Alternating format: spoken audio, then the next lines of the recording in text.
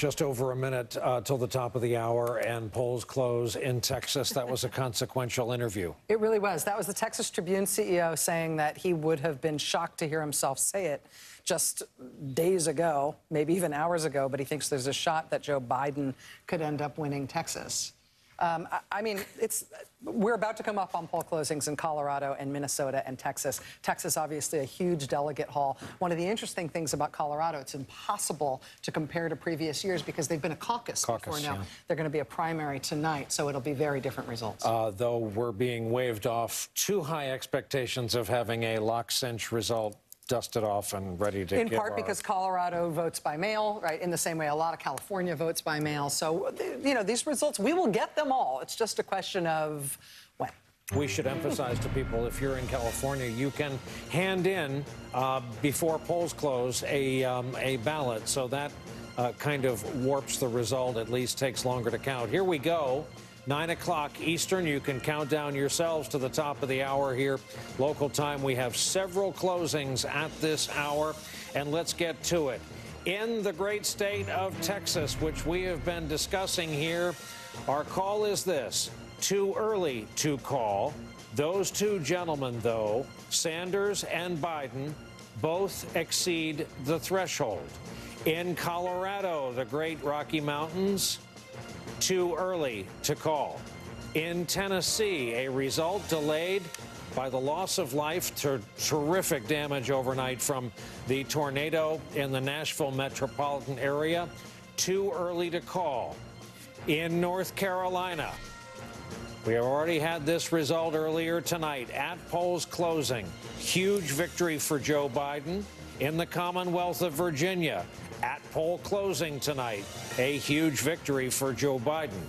In the state of Alabama, as we covered, a victory for Joe Biden in the Deep South.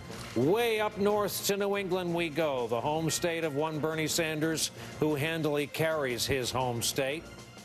American Samoa on the board for Mike Bloomberg, the former mayor of New York and full-time billionaire, a victor in American Samoa. Massachusetts, too early to call. Oklahoma, here's where we're going to improve our characterization. Oklahoma is still too early to call. We are adding this: Joe Biden leads in our view. In Arkansas, too early to call. That came during Mike Bloomberg's speech. In the great state of Maine, all the way up north, too early to call. Here are the delegates arrived thus far, awarded thus far tonight. 11446. Remember, in many ways, the night is young. Here are the delegates awarded thus far in the Democratic process. 167 Biden, 106 Sanders. Steve Kornacki, you are having a night earlier than I thought we all agreed you were going to have a night. Well, I got to say, Brian, is shock the word? Because I'm trying to put this in some perspective here. When you just put up on the screen there, that running tally, 167 to 106, we keep saying if it had been a week ago, and you said at this hour, it was going to be Joe Biden 167, Sanders 106. I know Sanders has California coming. I know there's a lot to come in Texas, but this is shocking in just the span of a week. And I just want to take one step back and give you a bigger picture look at the delegates that are coming into view right now. We are seeing Joe Biden roll up landslide numbers in the Southeast. In North Carolina, by the way, it's the same-day vote coming in. His lead has already gone from 6 to 12 statewide, Biden's has, in just the last half hour, as the same-day vote comes in. And what it means is there's the potential here, basically in these states here, in the Southeast tonight, for Biden to net over Sanders. When all is said and done, he has the potential, Biden does, to net like 130 delegates over Sanders, have 130 more than Sanders coming out of this region. You look at Texas, you have Sanders and Biden both expected now to get delegates there. We don't know about Bloomberg. We see this same-day trend toward Joe Biden. There's a possibility in Texas. It's a huge delegate haul. But if this is a close race, from a delegate standpoint, whether Sanders is winning the state by 3 or whether Biden is winning the state by 3, It is not a huge difference when it comes to delegates. If Sanders wins Texas by 3 points, you're not making up 130. You're not making much of a dent in 130. And you look at what's happening up here in New England right now. Sanders gets a landslide in his home state of Vermont. What's that worth? He nets like 8 delegates from doing that in Vermont. Meanwhile, in Massachusetts, you put the numbers up. A week ago, Biden wasn't supposed to get delegates in Massachusetts. Right now, in the returns, Biden is leading in Massachusetts. Again, it's a close race there, but you're looking at the potential for not a huge delegate gain or loss for anybody in Massachusetts. Same story in Maine. Biden is in contention in Maine. You're looking at Sanders netting, I don't know, on a good night at this point, 15 delegates. Sanders could get a net of 15 out of New England. Biden can get a net of like 130 out of the South. You're looking at Texas. It might be trench warfare in Texas. You might be talking about 12 delegates this way, 12 delegates that way. The picture that is coming into focus right now is one where Joe Biden is going to have the lead in delegates when we finally get to California, the mother lode with 415. And if everything we are seeing in terms of this trend towards Biden, this incredible trend towards Biden in the last few days holds, then he's going to make that threshold in California. And if he makes the threshold in California, yeah, Sanders wins the state. Sanders gets a lot of delegates. Is it enough to take that out? That's a very open question at this point. Biden could absolutely be ahead in delegates at the end of the night, ahead in delegates on what was supposed to be Sanders' big night. That's the big story right now. Nicole is the subhead. I am just color me as shocked as Steve Kornacki, and I'm sitting here. I'm you know, if he's doing college level algebra, I'm doing, you know, second grade addition here. So my numbers were nowhere near that. But the idea that we are sitting here, even contemplating that Joe Biden could be heading at the end of the night, is so remarkable. And what's so interesting to me is the inverse. So when Barack Obama won Iowa, all the brilliant people who worked on his campaign said that the psychological impact of that was that African-American voters in South Carolina saw white people embrace his candidacy of hope and change. The inverse appears to be true. When the African-American vote came out, almost, and I misspoke earlier, African-American voters under 30 actually by 2% voted, preferred Sanders, but everybody else in South Carolina voted for Joe Biden. Then what seems to be happening tonight, white suburban voters came out en masse. It was almost the inverse phenomenon of white voters in Iowa embracing Obama, sort of proving his electability. It was the African-American voters embracing Joe Biden in such overwhelming numbers in South Carolina that seemed to signal something that the Democratic establishment couldn't have signaled if it wanted to. I think one of the stories that is so wrong that's out there is being furthered by Bernie Sanders and his campaign, and it suggests that it isn't working all that well. This Biden surge was fueled by Jim Clyburn's embrace, by the candidate's performance. He got much better. He got good, I dare say, at interviews, at debates, at more of those retail political moments. And African-American voters in South Carolina gave him their good housekeeping seal of approval, and it seems that everybody listened. I mean, you're seeing suburban vote move all toward him. You're seeing the late vote move toward him.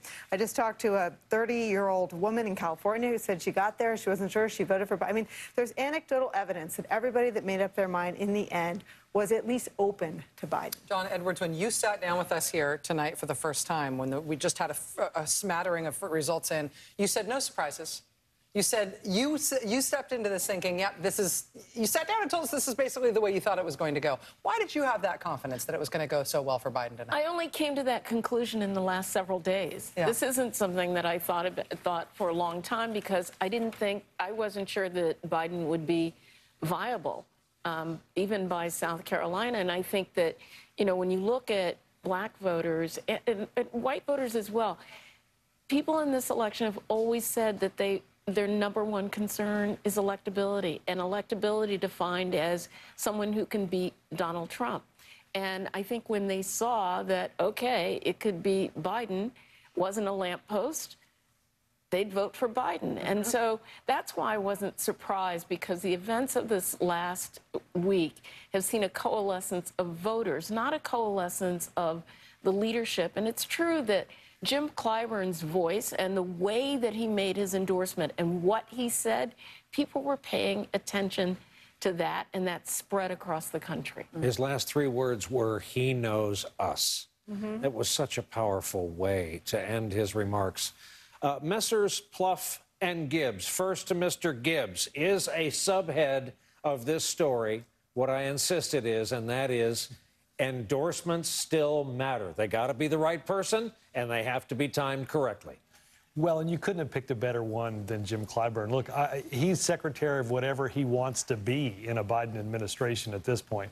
I mean, look, I think, gave great reassurance to people that had been on the fence about whether Joe Biden could do this, and he nudged. Hey, I'm interrupting you for this projection. Joe Biden is your projected victor in the state of Tennessee. Polls closed, were supposed to close there at 8. Everything was held over till 9. This is 9 minutes after the 9 o'clock hour here on the East Coast. Remember that state, the Nashville metropolitan area, the Germantown neighborhood, reeling from a terrible weather event, a tornado last night. The death toll stood at 25 when we came on the air. So that has taken up the attention in so much of the state today. But we'll go back to Mr. Gibbs in a second. Steve, your read on this one. Tennessee, I'm just looking at our exit poll here. The black vote, 62% for Joe Biden, 18% for Bernie Sanders. This is the story we're hearing tonight. And again, you have some early vote here. This is another thing. The number is going to grow as more votes come in.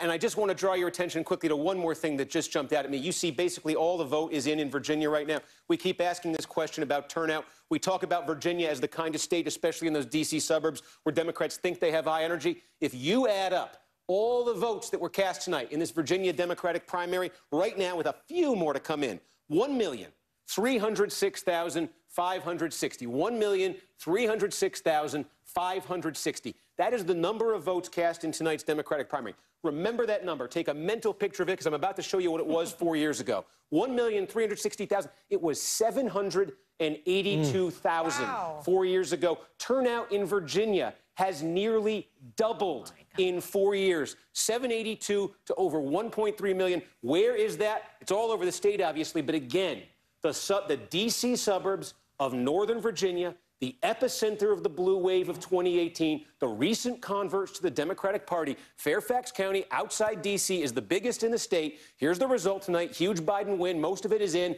Right here, you've got about, let's see here, this is about 230,000 and change who voted tonight in Fairfax County. 230,000. What was it 4 years ago?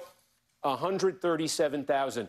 Nearly 100,000 more people. In fact, when all the votes are counted tonight, probably 100,000 more people in the suburbs of D.C. of Fairfax County voted in the Democratic primary this time as opposed to last time. Huge turnout surge. Is the turnout surge in Virginia, does it look like it's over the 2008 number in addition to being over the 2016 number? Yeah, I've got to get the 2008 number. I don't have an immediate answer. I'm going to check. I imagine it is. Okay, Pluff and Gibbs. Let's bring up the lights on Pluff and Gibbs. Bring your best game. You've now been handed even more evidence. Robert, as you were saying. Well, I would just say, to put a finer point on these Virginia suburbs, white college graduates, Joe Biden in these early exit polls, 43, Sanders 21, Warren 17. He's adding a group of the electorate that he wasn't getting before. And then you see in that comparison to those 2016 to 2020 turnout numbers, Sanders he's not just not expanding the electorate. He's not holding the numbers that he was getting before. So I think there's a narrative problem that's being established for the Sanders campaign in some of these early votes. And I will say this, too. If the Texas numbers hold, it's a huge win for Biden, even if he doesn't win the state, because we were talking just 72 hours ago about surviving today. And surviving was finishing within 150 delegates. If he splits Texas, boy, it'll be champagne corks popping in their headquarters tonight. David? Well, what's interesting about the suburban numbers is now Joe Biden can go out there tonight and tomorrow and the rest of the calendar and say, I have the electability case. I've driven huge turnout amongst the African-American community, which we need to beat Donald Trump. And I'm holding on to support levels with suburban women that drove the Democratic landslide in 2018, and I'm increasing turnout. What's crazy about this is Robert said 72 hours ago, Joe Biden was down to his last political life. He was the plucky underdog. Steve Kornacki just mentioned there's a chance Biden exits Super Tuesday with an overall pledged delegate lead. If not, he's going to be very close. If you look at the rest of the calendar coming up in March, states like Florida, states like Georgia, states like Louisiana, states like Missouri, Biden probably now becomes the front runner again. And what I'm interested is, how does he wear that mantle? because that's a very different mantle than the plucky underdog who's basically down to his last political life.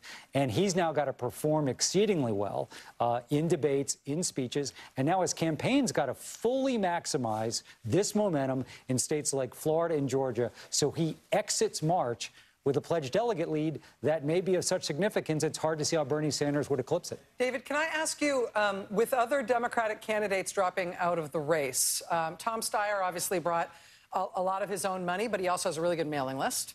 Pete Buttigieg brought both a lot of donors and a good campaign organizing effort.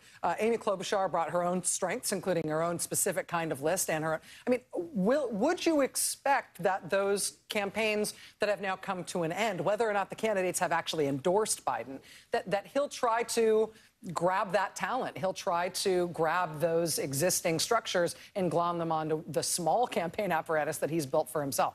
Well, sure, and Biden's got a good core campaign team, but he needs to add to it. So you've got field organizers from all those candidates. Listen, if Michael Bloomberg's campaign can be measured in a matter of days, they've got amazing talent in that campaign, great digital talent, running really a 2020 campaign, which I think whoever our nominee is desperately going to need. So, yes. And the other thing I'd say about that is those are amazing surrogates. Some of them have endorsed Biden. But as you think about the general election and fresh faces to go into these battleground states and make the case, I'm excited about that bench. I want to show folks the Bernie Sanders event in Essex Junction, Vermont. They've got a strong, coordinated placard game right now. Yeah. And this counts for something on the trail. Is Fish playing? That is not Fish. That is not Fish. If it were Fish, Katie Tur would be on a red eye to Essex Junction, Vermont. But Mike Memoli is standing by covering the Biden effort in Los Angeles.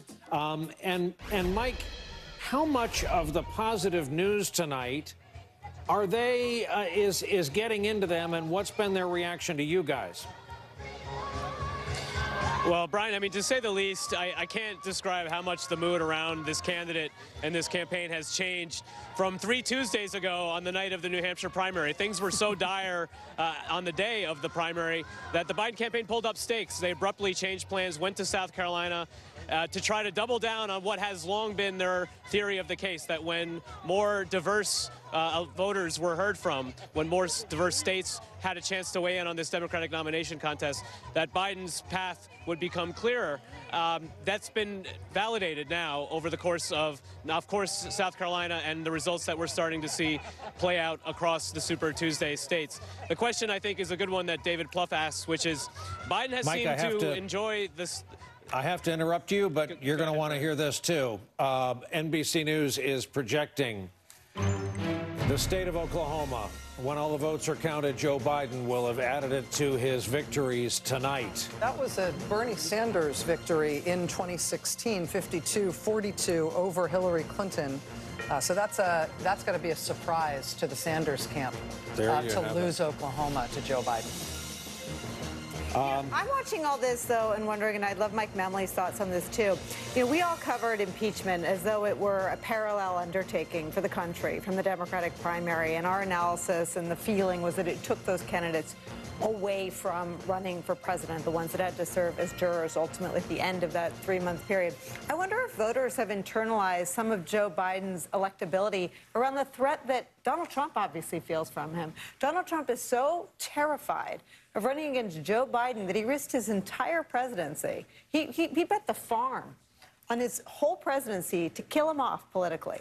And he's still enlisting a foreign country. As recently as last week, he asked an associate, you know, my Ukraine call, you read that, right? That was perfect, right? He's still obsessed with the work he did to try to smear Joe Biden. And I wonder, you know, we throw around electability as though it exists in a vacuum for voters. Voters watched, and wherever you came down as a voter on impeachment, you knew that Donald Trump wanted to sort of soil the reputation and the family name of the Bidens so desperately that he asked a foreign country to dirty him up, to do what Bill Barr wouldn't do, to investigate him and prosecute him. So I wonder if at some level the impeachment sort of baggage that was internalized was Donald Trump's trepidation about running against this guy. And I wonder if Democratic voters didn't think, well, shouldn't we sort of give another look at the guy that Trump is that scared of? I would add to that the 100% obedient Ron Johnson of Wisconsin. Is that it again? Invoking Burisma again in a letter. So, Mike Memoli, you've been listening to our conversation. You obviously just heard the news. Take on any or all of it. Well, actually, I was interested in picking up where you left off, Brian, because around the time of the impeachment trial, there was a sense, of course, that Biden used it on the campaign trail, too, to say all of this energy and effort that Trump and his allies put into trying to dislodge me as the potential foe shows that they're scared of me. But there was some sense after the results came in from Iowa, yes, Biden had a lot of other problems with his campaign in Iowa, especially in organization, but that maybe Joni Ernst, the senator from Iowa, was right when she raised the prospect of those arguments from the president's lawyers on the floor of the Senate may have weighed on Iowa voters, at least. And I think one of the questions going forward, when it looked like Biden was not a threat, all of a sudden Ukraine vanished from the lips of a lot of Republicans. Burisma was not heard from anymore. And there are insurance policies in the Senate Republican ranks of a potential Biden renaissance, including, yes, Ron Johnson, the senator from Wisconsin. There have been a number of requests put in to the Treasury Department for any and all records related to Burisma. That's a treasure trail, potentially, if they are turned over to Republican lawmakers, that will, again, bring that back. But I think it's interesting to also see how the Democratic Party is rallying around the former vice president at this point. And I think about a moment last night when Mayor Pete Buttigieg endorsed him in Texas.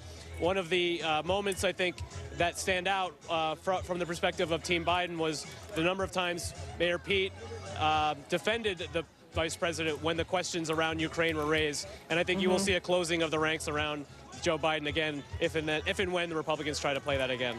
Mike, thanks. Let's go to the other side of the country. We have some potential news out of the Bloomberg effort in West Palm. Josh Letterman covering for us. Josh, what do you have? Well, Brian, the Bloomberg campaign started the night exuding confidence, with the campaign manager, Kevin Sheehy, telling us that they believe that he would be viable in nearly every state, if not every state tonight. A few hours later, the mood is very different here at Bloomberg's event and with Bloomberg officials that we've been speaking with. And it's worth noting that some of the very states that Joe Biden is now projected to win are the same states that Bloomberg officials had been pointing to for weeks as the ones where they felt the most confident, where they thought Mike Bloomberg had a chance to win, including Virginia, Oklahoma, which was just projected. And Bloomberg had said he was all in on North Carolina. That one, another one projected to go to Joe Biden. And we just now have a new statement in from the Bloomberg campaign manager, Kevin Sheehy, saying tonight only 1/3 of delegates will be allotted. As Mike said tonight, no matter how many delegates we win tonight, we have done something no one else thought was possible. Going on to say our #1 priority remains defeating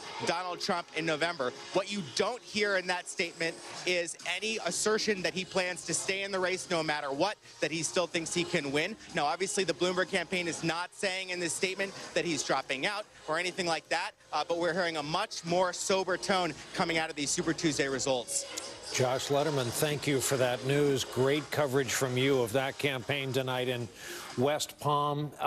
And the question for Democrats, because the Sanders camp has said, not no way, not no how do we want that man's money. If indeed this race goes on without Mike Bloomberg, does he become the Biden National Bank? Yeah.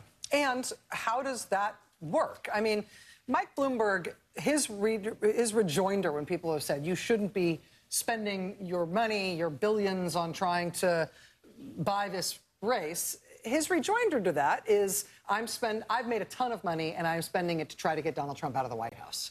And is there something better you'd rather have me spend it on? And Democratic audiences like to hear that. The nuts and bolts of how that's going to work are going to be probably impossible if Senator Sanders is the nominee. He says he literally will not accept the help.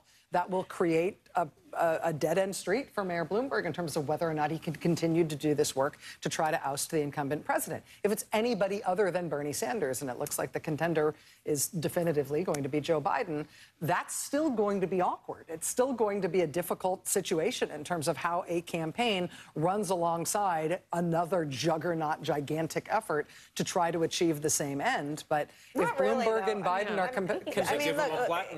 and I mean, so it's not just like a super PAC; it's a guy. It's Bloomberg's personal money. But I mean, structurally, look, and here's where all the infrastructure, as with Bloomberg, you throw around words that you don't usually use in politics. The infrastructure exists. You know, political people don't usually have it. Right. Yeah. But Bloomberg has been an advocate and a philanthropist around gun control. There's a lot of structure. There's a lot of, they've got political ad makers. They've got mailing lists. You were talking about this. I'm sure the Bloomberg lists around gun control are better than all the candidates combined. Bloomberg also played heavy and spent heavily, and I don't know why these aren't his two biggest messages. He might have done better around the 2018 midterms. I think he funded a ton of the Democrats running in the state of Virginia, where a lot of the ground was made up in those midterm races where Democrats had big gains that are still celebrated. I think that Bloomberg, as a political funder of a presidential operation, has a lot of the structure. He has a lot of the talent. He has all of the money. Does it graft with a campaign, though? Absolutely. Well, I mean, I think some of the structure is around separating out issues. You know, you could be the more negative. You know, you could do the sort of oppo book. You could do sort of the negative Trump stuff. But I think that if anyone can sort of pull up, syncing up with a campaign, Bloomberg has a lot of muscle memory. Right, and I think if you look at the structure of some of the organizations that he's supported, these are people who knock on doors, they make telephone calls, independent of campaigns, and I think he'd be able to put that into that infrastructure. And he said he's figuring out a way to retain his own infrastructure, maybe under some other entity that can do those same things. I think the trickier question is going to be for Joe Biden at this stage, you know, not playing into the argument that he's part of a Democratic establishment that's bought by corporate America, and making sure that he can also bring along those Bernie Sanders supporters, if it comes to that, on a message of unity. Or start and tread the line. Even if Bernie stays in the race, can he make an appeal that starts to peel some of them off? I think he can. But I also think that it's going to be important that, I mean, we can't lose 30% of them. And so Joe Biden, if he's going to be the nominee, is going to have to figure that out. We're going to take a break. Two things to give you a heads up on. We're 34 minutes away from our next poll closings.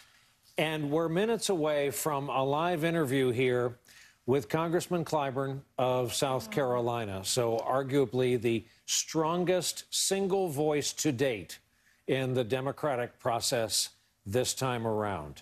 All of that when we come back.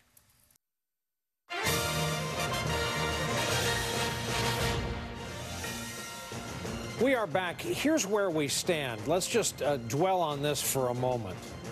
The sole Sanders victory thus far, and you see how the night is still young, is his home state of Vermont. The others we called, especially Virginia, North Carolina, at poll close. And let's move to the right to remind everybody what is still out there. Maine, Arkansas, whoa, Texas, too early to call. Minnesota, too early to call. Arkansas, too early to call. And Colorado. Look at the lineup in Colorado. How does that differ from the others? Biden and Sanders, Massachusetts, too early to call.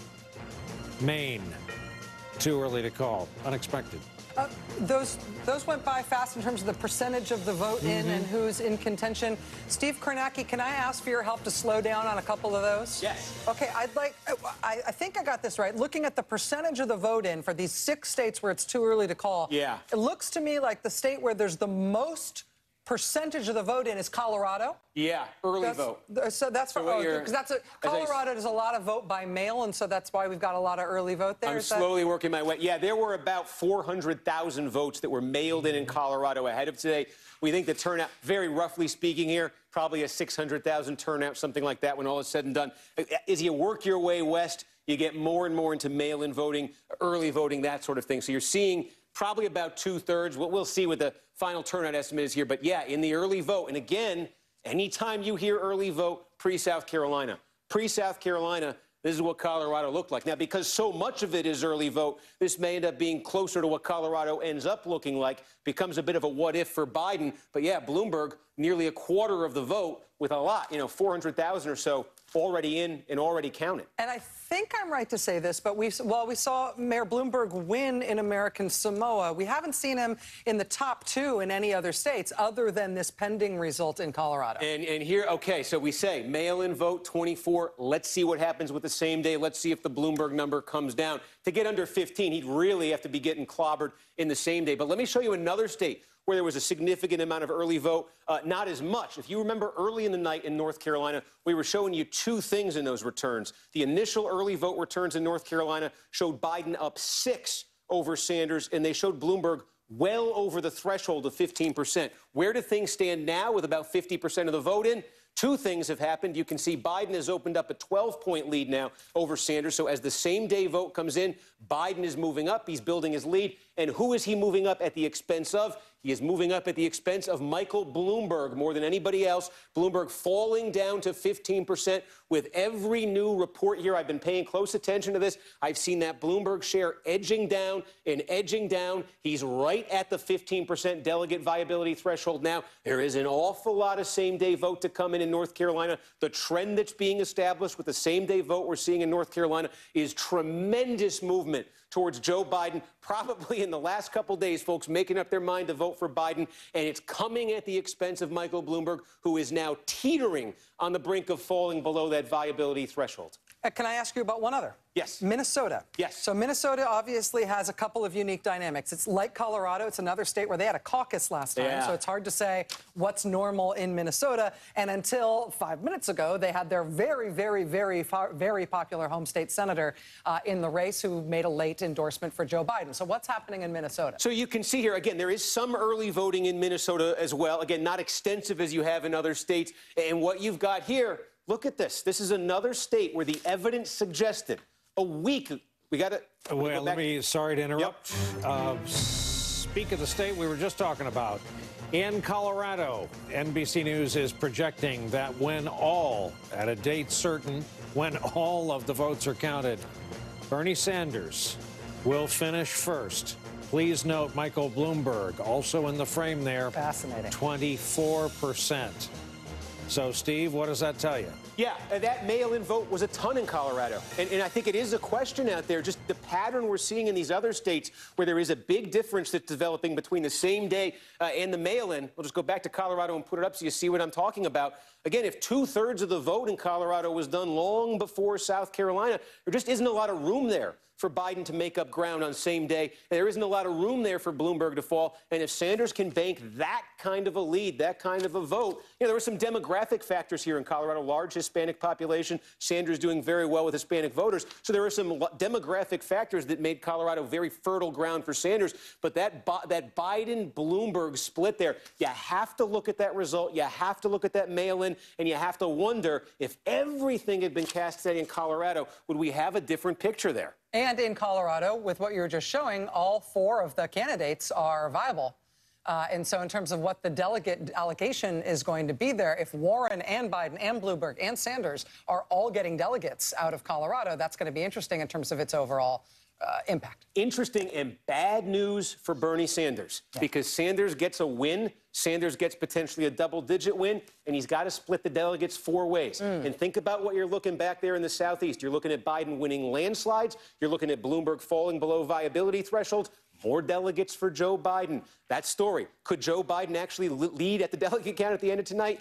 This is why that's looking more and more possible. Gotti Schwartz is standing by live in Denver now that state has been called. Gotti? Yeah, Steve, what Steve was just talking about, Brian, is exactly on the mark. In fact, we saw it happening in real time. And this is what it came down to. You guys were just talking about that early vote. Everybody got their ballots early, and it was a very large turnout. But here at the county level, we saw a lot of people coming in, and they had voted for either Buttigieg and they had marked Amy Klobuchar, but they wanted to change their ballot, and they were worried about whether or not their vote was going to count. Some of them got the bad news that if they had already mailed that ballot out, their vote was basically gone. Others were able to come in, and if they still had that ballot, if they still had it in hand and they hadn't turned it in, they were either given a new ballot or they were able to cross it off here and then fill out whoever they wanted. We talked about 5 or 6 people that were comfortable enough sharing who they were voting for. Every single one of them told us that they were supporting Biden, and it was because of the endorsements that they saw over the last few days. So there was a little bit of a bump here. But again, Colorado, the support for Bernie Sanders here has been overwhelming from 2016. He handily beat Hillary Clinton here. And this is a fiercely independent state, more independents here than Republicans or Democrats. Guys? Perhaps if voting were important to our democracy, we'd be good at it. We'll get there someday.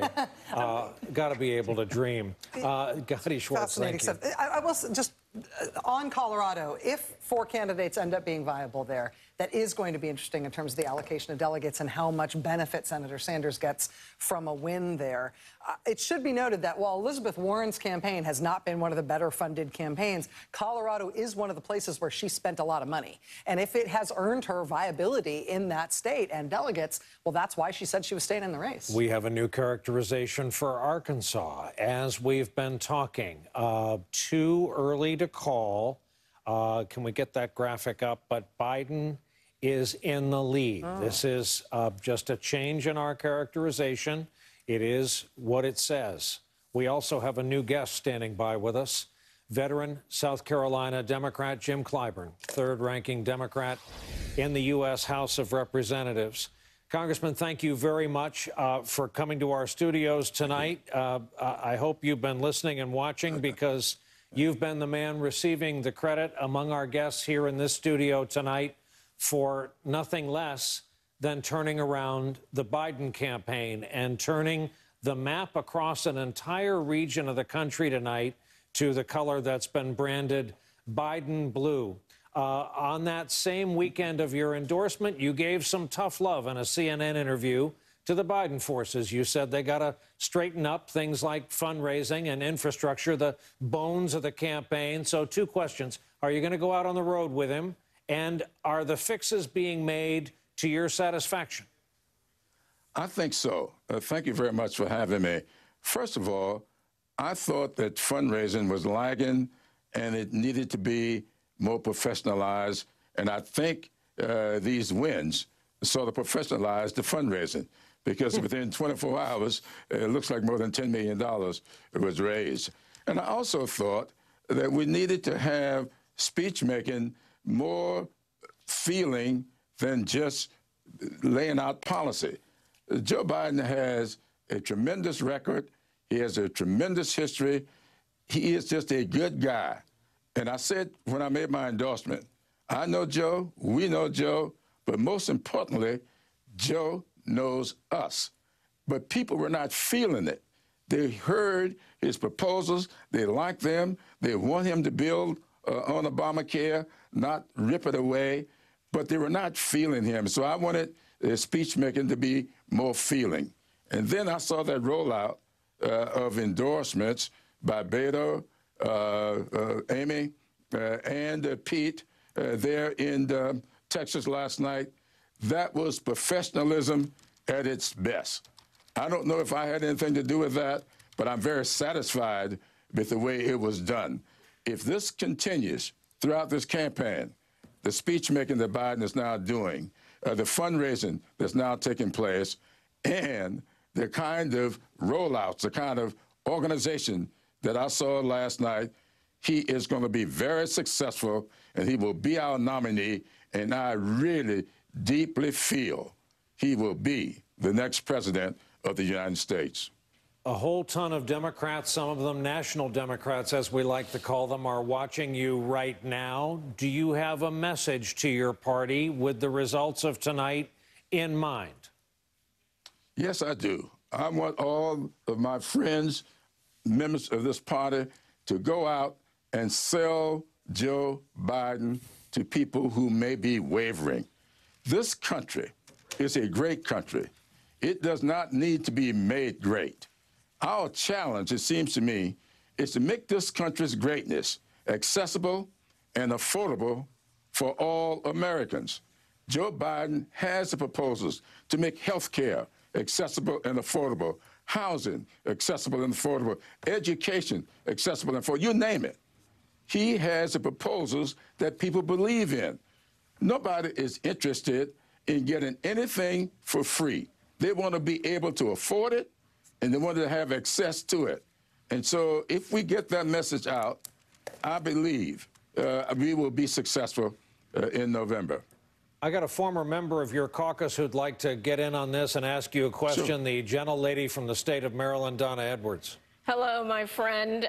Good to see you.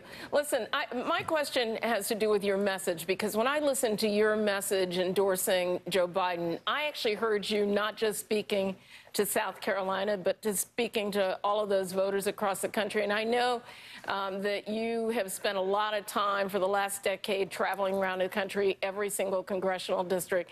Tell me what you specifically are going to do and the message that you were trying to share with some of these voters who are voting today on Super Tuesday. Well, thanks for the question, and thank you so much for your friendship, Donna. I really, if you recall, when I was asked what was my intent with the endorsement, I said I was trying to create a surge for Joe Biden. I knew that just to win South Carolina was not good enough. He needed to win it big.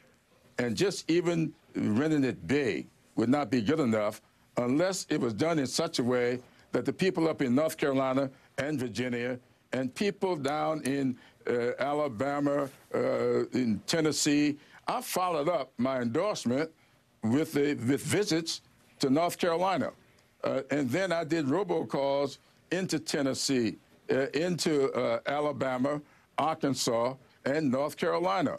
And so I feel that people got the message, and I think that that's all I was trying to do, getting people not just to look at platforms, but to look at these candidates, compare them. Which one of these candidates demonstrate the kind of compassion, the kind of goodness? I've been telling everybody that what's on the ballot this year is not just proposals. It is the goodness of this country. People who want this country to be respected around the world. People who want this country to open up its opportunities to everybody. People who want to restore dignity into the White House. And so that's what I've been saying to people. That's what they've been saying to me. People are afraid. You know, I was talking the other day, John Lewis and I met back in October 1960 when we were a part of organizing SNCC. I went to jail several times back then for trying to break down barriers. I was a little anxious about being in jail, but I was never fearful. I always felt that sooner or later, this country would respond to my dreams and my aspirations. I don't feel that way today. I'm absolutely fearful of this country's future. And I want all the American people, not just Democrats, but I want Republicans, I want independents to think about this country, where we are. Think about what we're seeing from foreign countries. Some of us are even afraid to travel in foreign countries. We need to restore respect for this country, dignity in the White House, and fulfill the dreams and aspirations of the American people. Congressman Clyburn of South Carolina, veteran of the struggle, proprietor of the greatest political fish fry in the United States, 4,400 pounds of fish at the last one. No one goes home hungry. Congressman, we thank you for spending time with us tonight. Honor to have you here with us tonight, sir. Well, thank you very much for having me. We have a change in a characterization. In the state of Minnesota, too early to call. However, We have added that Joe Biden leads. So our call is still that this state is too early to call. We have put Joe Biden officially in the lead, ahead of Bernie Sanders. Much to discuss. A quick break will take us over the top of the next hour.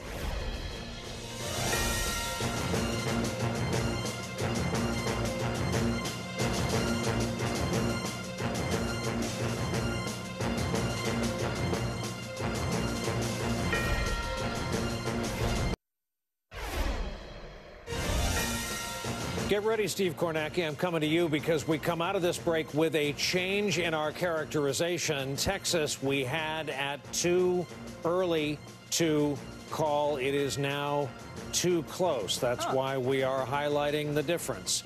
Too close to call in one of the two main prizes of the night.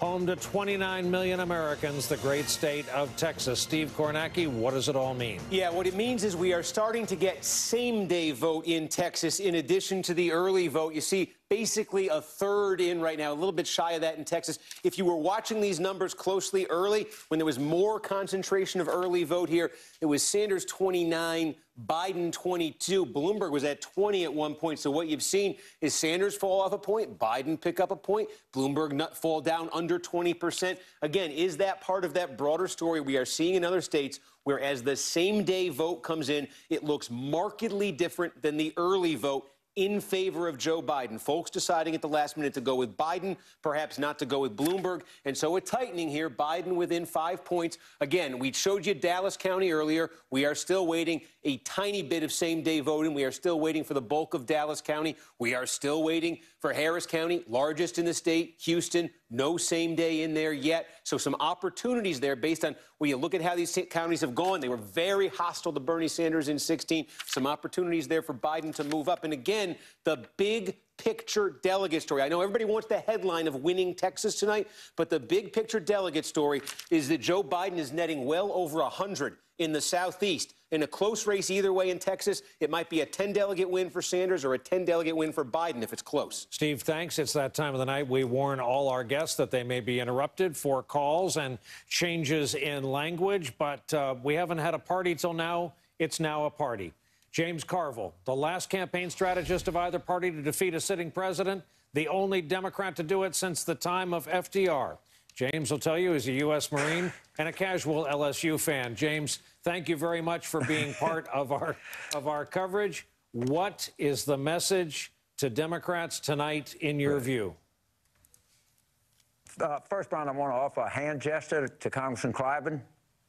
There you go. That guy literally saved the Democratic Party. And I'm a great admirer of his, and it was just wonderful hearing from him tonight and what he talks about, the use of emotion in politics. I got my students here, and I really try to teach that. I think we're going to see some, obviously Bloomberg and Warren are not long for this world. And I think what we might be starting to see, and I like some of the panel may weigh on this, is we might see Democrats starting to ask Sanders to, look, let's just don't drag this thing out any more than we have to. I mean, people want to get on to the general election. They want to get on to defeating Donald Trump. And I think Sanders showing tonight made hardly any showing with the African Americans, who are our most loyal constituency and our most exciting new constituency, and that is these educated white women. He showed nothing. And if we're going to beat Donald Trump, we can't be lollygagging around here for a lot longer, because it seems like the party is starting to make a decision. And you're seeing these late-breaking votes are really coming in. And David Plouffe and Robert Gibbs and other people know in primaries, the vote can break late, and it breaks massively late. We saw that in South Carolina, and we've seen it around the country now. So it's going to be an interesting week coming up. I think we're going to see some real shifting political dynamics out there, Brian. I really do.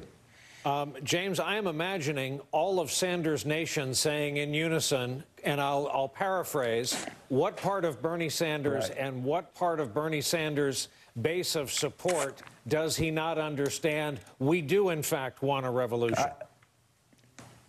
I understand that you do. You don't have a majority of the Democrats that are in on your revolution. And I'm sure that they will continue, but I think you're going to see a lot of people saying, why are we doing this? To what purpose? We want to beat Donald Trump.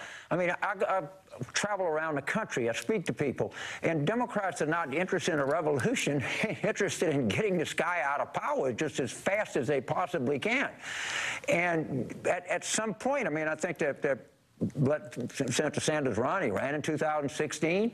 But I think you're going to start seeing some backlash here. Like, come on, man. We're speaking pretty loudly and we're speaking pretty clearly here tonight. And we're voters and we want to be heard. And you can just feel it. You can feel it coming. And the dynamic is going to change. This ball is moving fast. And it's going to continue to move. Yeah, but I understand that they'll keep raising money, but people are not going to be very happy with them after a while. James, it's Claire. I know that when Democratic candidates win for president, traditionally it has been two constituencies that have saved the day for the Democratic Party: the African American vote and the women. It looks like tonight that Biden is running up the margins in terms of a gender gap. Can you speak to that? And what Bernie's weaknesses are as it relates to the women voters in the Democratic Party?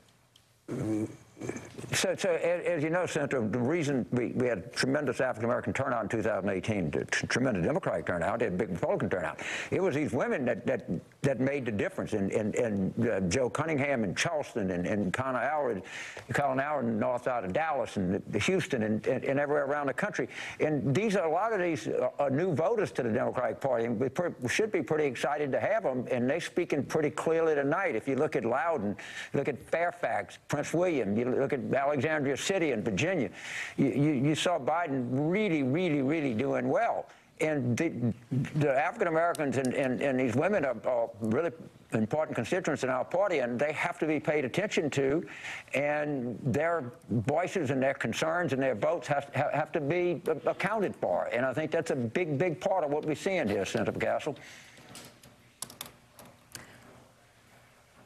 Sorry, James, we had a little bit of a lapse. We're getting ready for the top of the next hour. We've got new data coming in every second. I guess I would ask who you see as the voices of maturity who would be having some of the uncomfortable talks at an uncomfortable time in the middle of a pitched battle. Well, I don't know that. I don't think that Senator Sanders, in his defense, he's never really played well with others, and I think that that's maybe part of his appeal. I think he's sort of proud of that. But I think that the feeling that his campaign has, and as they go forward, they're going to have people are saying, you know, Senator Sanders, do you really want to do this? If the goal here is to really beat Donald Trump, what you're doing is counterproductive. Look, you ran all the way through in the 2016 primaries. You had a voice in the 2020 primaries. You carried your campaign. You raised a lot of money. But our most important constituencies in our party they're just not for you. And we have to deal with that, and we got to get on to the business of November here. Now, are you going to be able to negotiate with him or anything like that? Of course not. But they live in a world like everyone else lives in a world, and they have to go forward in that world. And I'm just saying this, the world that they're going to live in after tonight is a different world than they lived in yesterday. And I think that's going to happen. Now, they don't care. And they'll go, but it's going to be a little bit different out there right now. James Carville, thank you very much for taking our questioning tonight. You're never boring. Thanks. We're coming up on 10 o'clock, where we are expecting additional poll closings. We are expecting a poll closing in Utah at the top of the hour. Yes, we are. We're also That's what I was writing when he was talking. Sorry. We're also still watching, of course, a number of states that are either too early in most cases or in some cases too close to call, as is the case in Texas. But we are getting to the point of the night where we've only got a couple more states where the polls have not yet closed, Utah and California. There are a number of states that are counting their vote very slowly. But I think the picture continues to get more complex as the night gets late. Obviously, Biden was storming the place from the very first moments of tonight's poll closings. But as the night gets deeper, the results do get more complex and more nuanced. And I think the conversations are going to get more difficult. Joe Biden has just about carved a path from the Atlantic to the Mississippi River. If you were driving in a straight line, here we are, under 10 seconds to the top of the 10 o'clock hour Eastern Time. And this marks the closing of the polls in the great state of Utah. We'll go there first, as luck would have it. And our call for Utah is that the race there is too early to call. You see the top two guys. Let's back up. North Carolina, huge victory for Biden earlier tonight at polls closing. Virginia, ditto, at polls closing. Colorado, just here in the last few minutes, really, went to Bernie Sanders. Tennessee, delayed because of the tornado from last night, went to Biden. Alabama and the Deep South went to Joe Biden. Oklahoma, where the wind comes sweeping across the plain, went to Joe Biden. Vermont went to favorite son, Bernie Sanders. American Samoa went, as it does, to the former mayor of New York, Mike Bloomberg. Texas, we have at too close to call, which is a different characterization. Massachusetts, Commonwealth of Massachusetts, is still too early to call. Minnesota, still too early to call. Arkansas, ditto, too early to call. And the great state of Maine, too close to call at this hour. Close to calling. I know. Here's the delegates, one just tonight, 157-92, the point that Steve Kornacki correctly has been making all night. Some version of that. If you had told us 3 weeks ago, 2 weeks ago, 1 week ago, we wouldn't have believed you. We would have called authorities. And there's the delegates won thus far this season.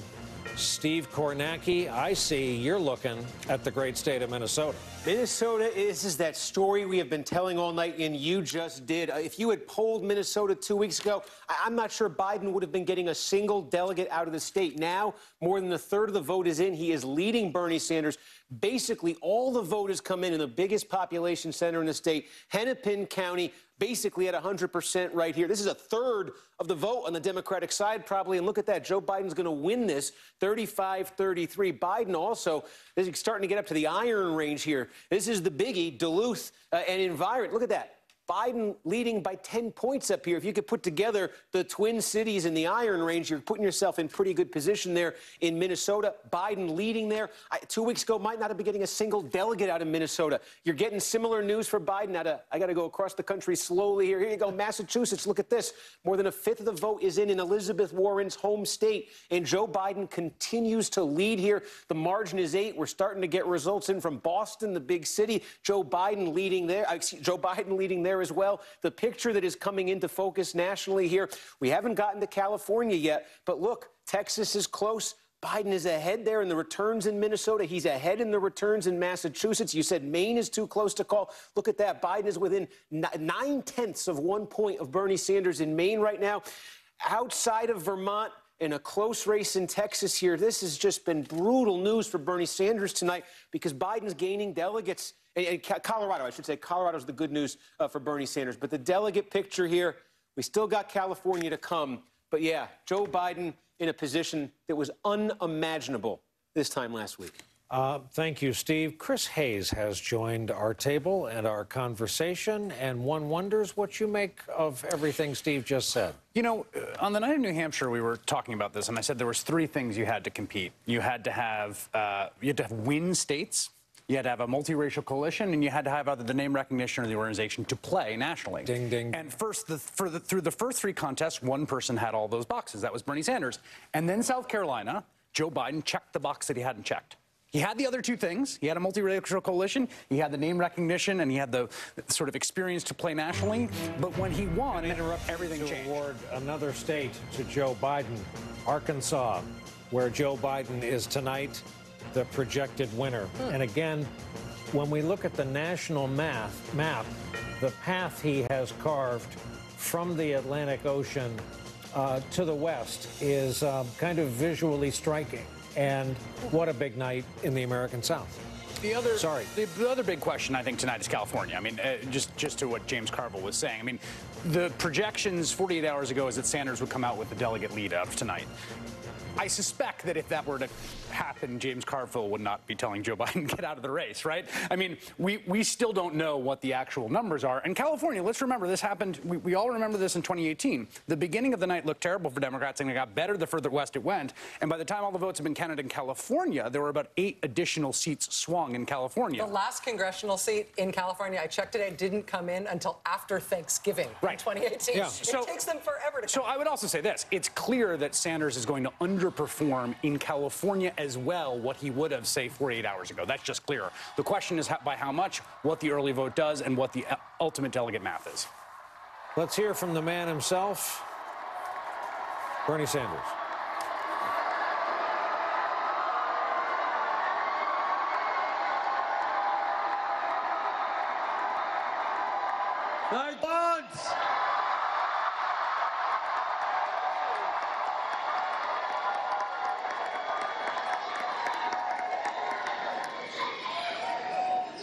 You know, it's a funny thing.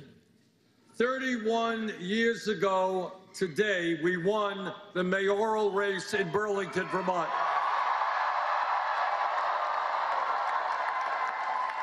And we won that race against all of the odds. Everybody said it couldn't be done. And when we began this race for the presidency, everybody said it couldn't be done. But tonight, I tell you with absolute confidence, we are going to win the Democratic nomination.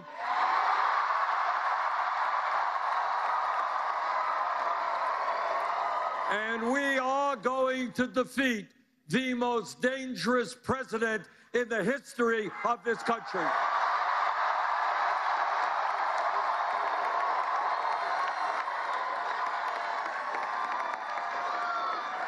We are going to win.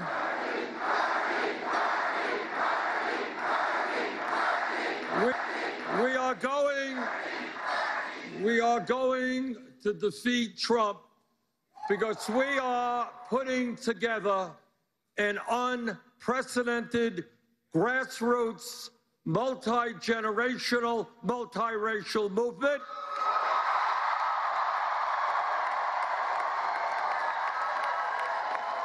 It is a movement which speaks to the working families of this country who are sick and tired of working longer hours for low wages and seeing all new income and wealth going to the top 1%.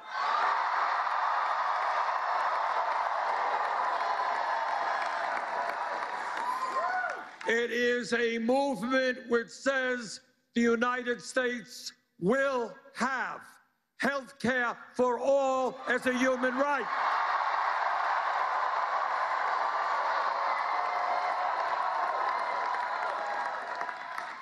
It is a movement that says we will bring major reforms in education, making sure that all of our kids can go to college without coming out in debt.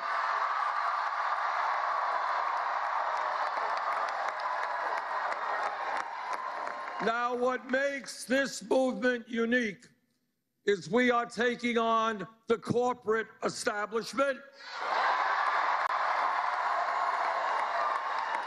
We are taking on the greed of Wall Street,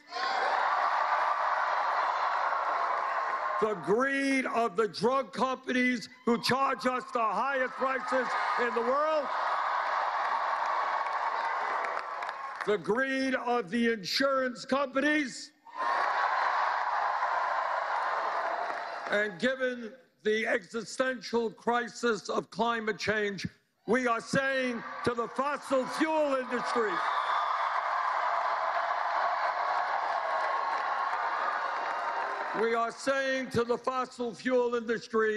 their short-term profits are not more important than the future of our country and the world.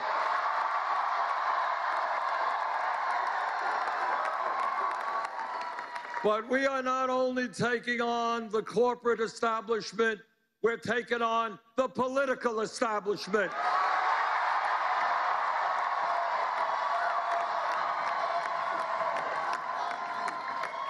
But we're going to win because the people understand it is our campaign, our movement, which is best positioned to defeat Trump.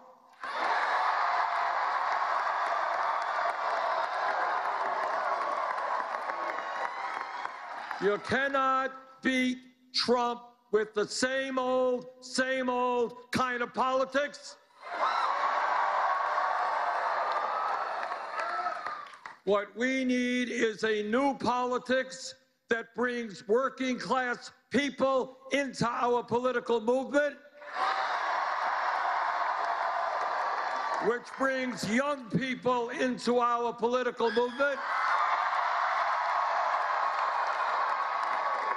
and which in November will create the highest voter turnout in American political history.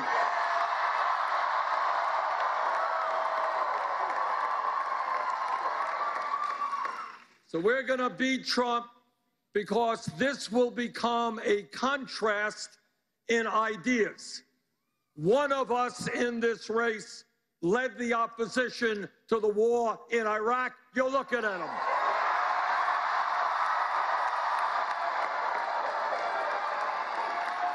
Another candidate voted for the war in Iraq. One of us has spent his entire life fighting against cuts in Social Security, wanting to expand Social Security. Another candidate has been on the floor of the Senate calling for cuts to Social Security, Medicare, Medicaid, and Veterans Program. One of us led the opposition to disastrous trade agreements which cost us millions of good-paying jobs. And that's me. And another candidate voted for disastrous trade agreements. One of us stood up for consumers and said we will not support a disastrous bankruptcy bill. And another candidate represented the credit card companies and voted for that disastrous bill. So here we are. We have two major goals in front of us, and they are directly related. First, we must beat a president who apparently has never read the Constitution of the United States.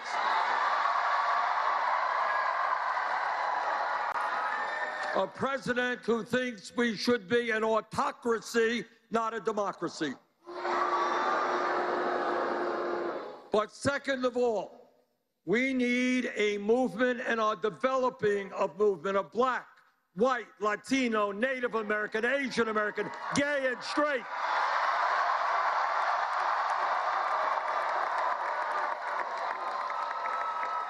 Of people who are making it clear every day they will not tolerate the grotesque level of income and wealth inequality we are experiencing.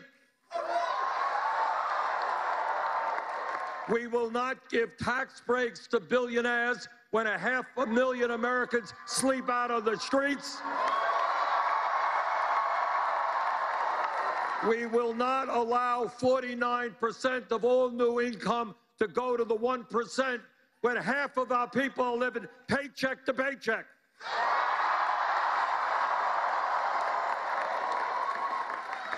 Now, I don't know what's going to happen later tonight. We're doing well in Texas right now.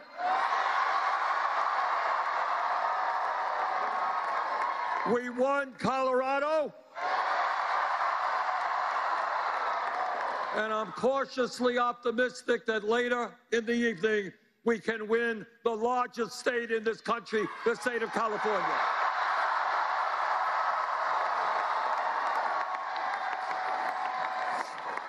But no matter what happens, if this campaign, and I don't know what will happen, but if it comes out to be a campaign in which we have one candidate who is standing up for the working class and the middle class, we're going to win that election.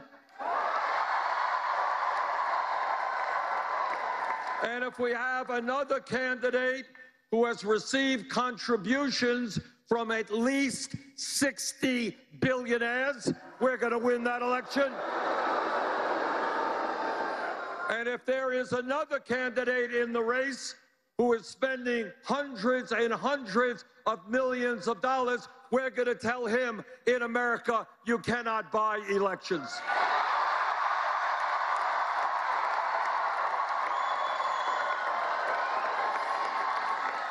So I am excited about where we are. We have come a long, long way.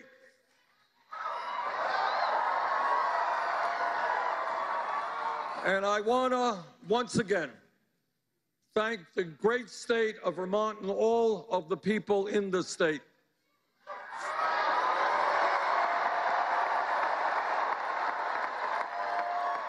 Not only for the victory you gave our movement tonight, but for the years and years of love and support you have given me and my family.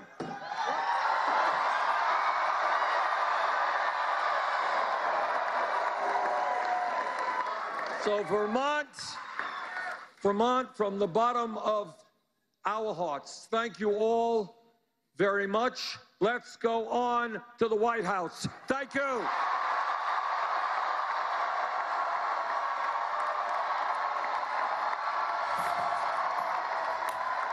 A spirited crowd in Essex Junction for Bernie Sanders, the local guy, and his crowds are always spirited. Tonight was no exception. When we cut away to join Senator Sanders on this night, Chris Hayes was in the middle of his second attempt to make 1 point. And because I try to remember such things, with apologies, please continue. Well, there are two people that have put together that have sort of checked the boxes necessary to be competitive. And the big question now is what essentially a two-person race looks like. There are two people who could conceivably, coming out of tonight, be the nominee without some crazy set of events that are unforeseen, which can always happen, right?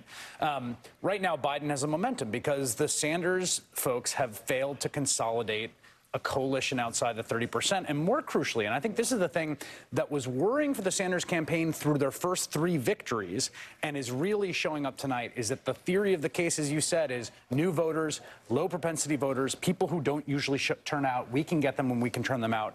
That's how we can win. That is not showing up. It's not showing up in the data so far. It didn't show up in the data in the first 3 states. In the places that we've seen high turnout spikes, those have not been in Sanders' most favored territory, either in states or the counties or the precincts. So that has been the issue so far. The turnout is not appearing.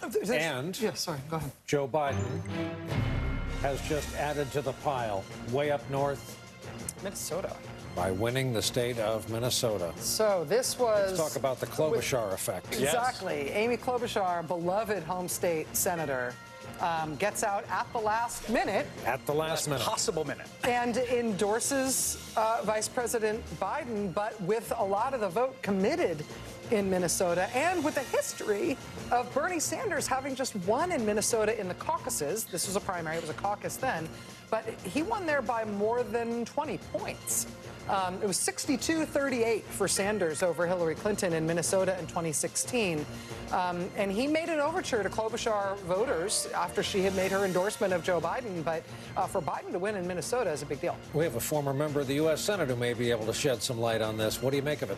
Yeah, I think Amy absolutely helped Joe Biden at a critical moment. It lent to the momentum.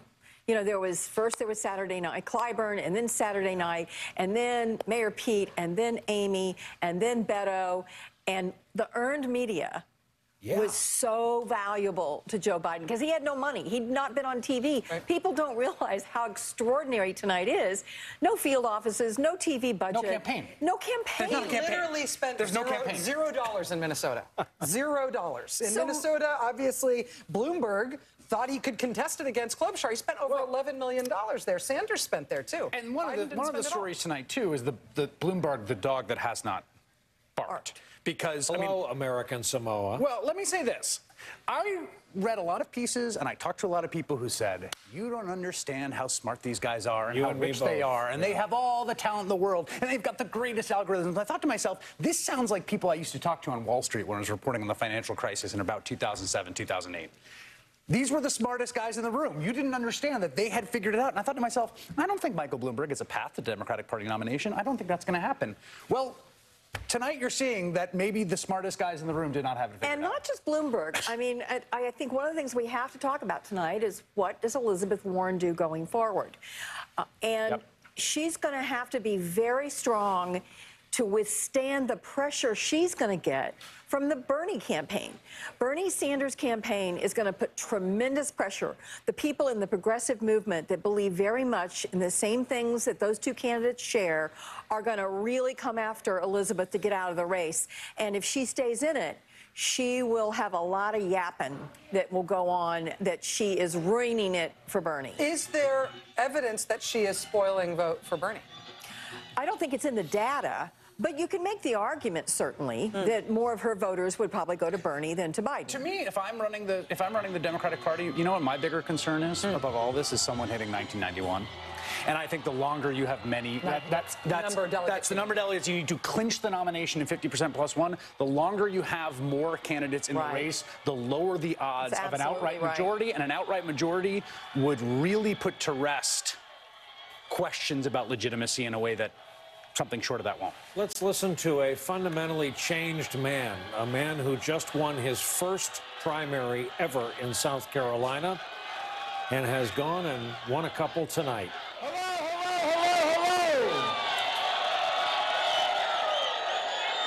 It's a good night.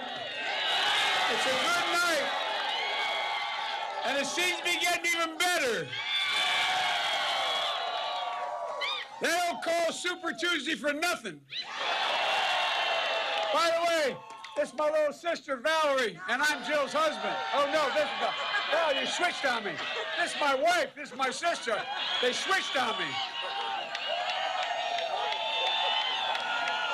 Folks, it's still early, but things are looking awful, awful good.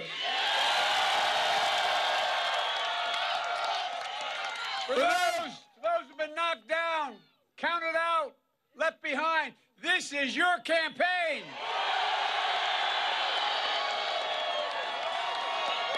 Just a few days ago, the press and the pundits had declared the campaign dead. And then came South Carolina, and they had something to say about it.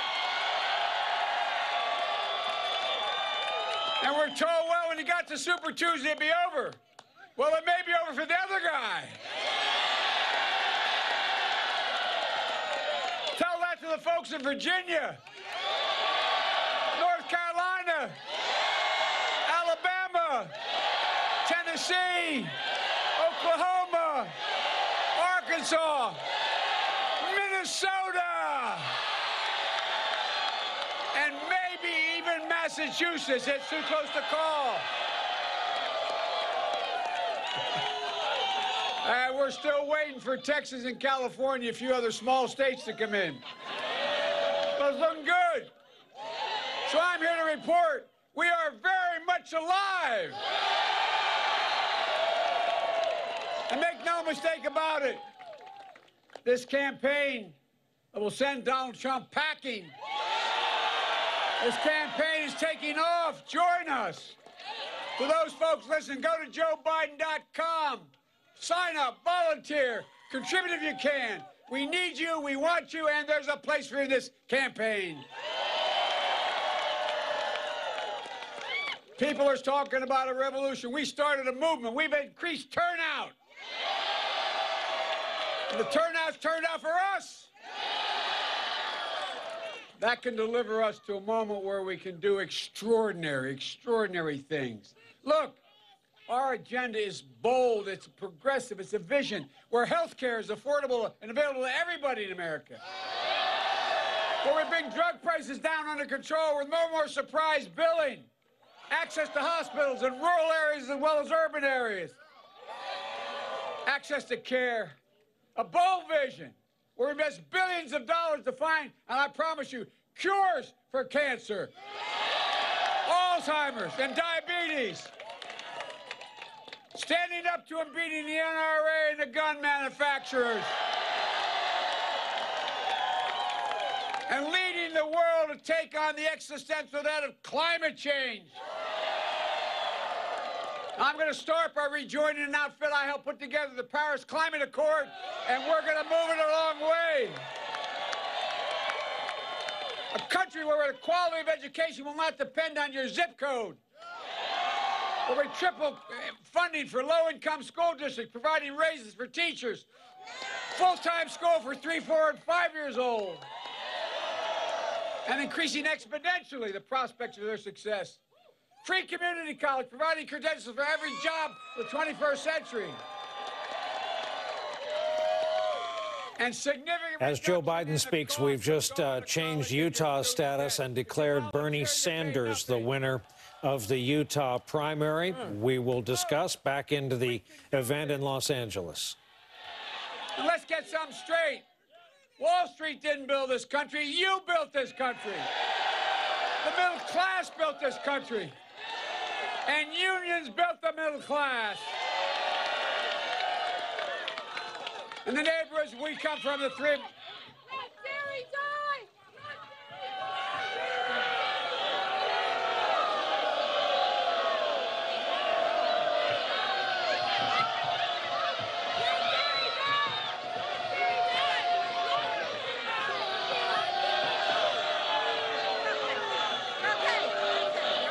Well, let's see. We're going to go. Look. The middle class is getting clobbered. The middle class is getting clobbered. Too many people in the neighborhoods that Jill and Val and I grew up in. So they're getting hurt. They're badly hurt. And guess what? They're the places where we come from, many of you come from. It's where we were raised. The people. They're the reason why I'm running. There's the reason why I'm a Democrat in the first place. These are people who build our bridges, repair our roads, keep our water safe, who teach our kids. Look, who race into burning buildings to protect other people, who grow our food, build our cars, pick up our garbage, our streets, veterans, dreamers, single moms. And by the way, every dreamer, have hope because I'm coming and you're not going anywhere.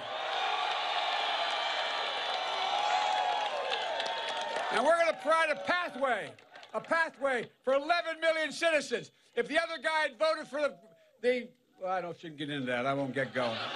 Look, the iron workers, the steel workers, the boilermakers, the plumbers, the electrical workers, these are the people that have been forgotten. I agree with you, man. Look, the people Trump forgot, the people I will never forget, and I will always remember. Folks, that's why we need an economy that rewards work, not just wealth. Reestablishes the middle class, and this time brings everybody along. Everybody. Regardless of their race, their ethnicity, whether their gender, their disability, their economic state. Democrats, Republicans, Independents, every stripe.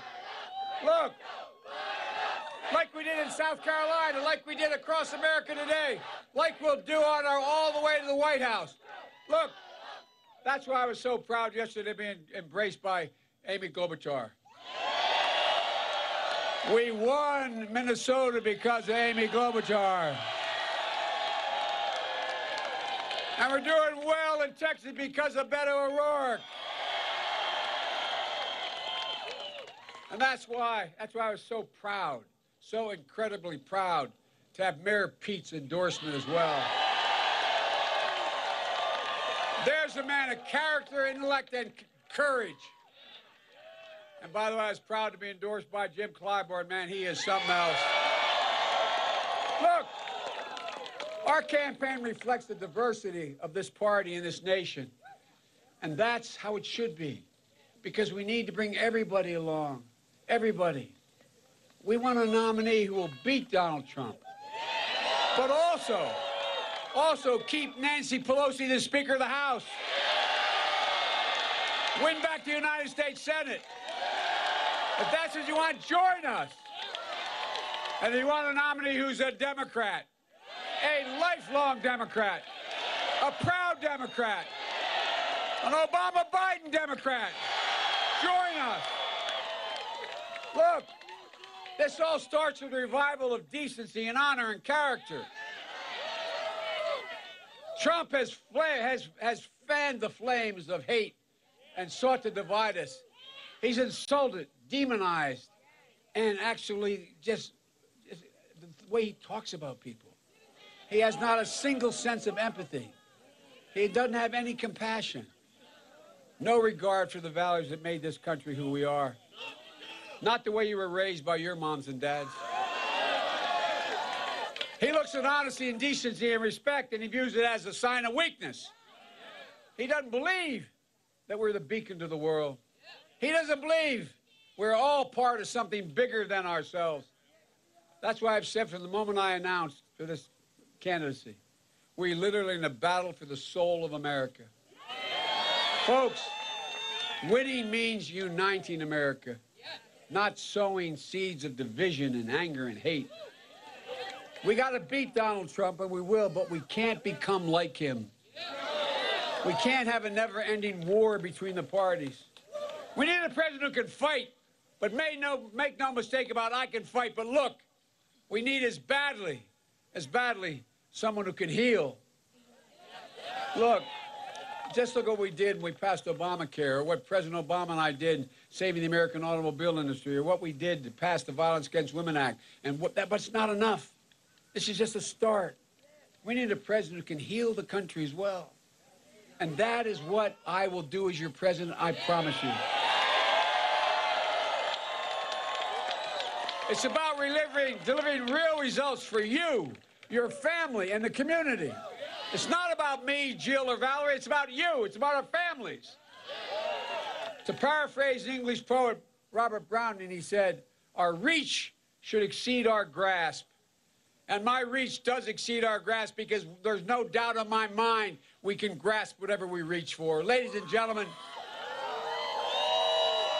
I quoted an English poet. Well, let me quote a real poet now. An Irish poet. Seamus Heaney, who wrote a poem called The Curatorial. And here's what he says, and I believe this to the bottom of my being. He said, history says, don't hope on this side of the grave, but then, once in a lifetime, the longed-for tidal wave of justice rises up, and hope and history rhyme. We can make hope and history rhyme because of what we've seen. There's nothing we can't do. This is about the future. It's not about the past. It's about our children and our grandchildren. It's about leading this country and leading the world once again. Folks, we just have to remember who we are. My Lord, this is the United States of America. And it's time for America to get back up. And once again, fight for the proposition that we hold these truths to be self-evident. That all men and women are created equal, endowed by the Creator with certain inalienable rights. We say it so often in school, we don't realize how profound it is. We've never lived up to those words, but until this president, we've never walked away from it. Ladies and gentlemen, I believe with every fiber of my being, that's who we are. So let's get back up. We are a decent, brave, resilient people. We can believe again. But we are better than this moment. We are better than this president. So get back up and take back this country, the United States of America. There's not a single thing we can't do. God bless you, and may God protect our troops. Thank you, thank you, thank you.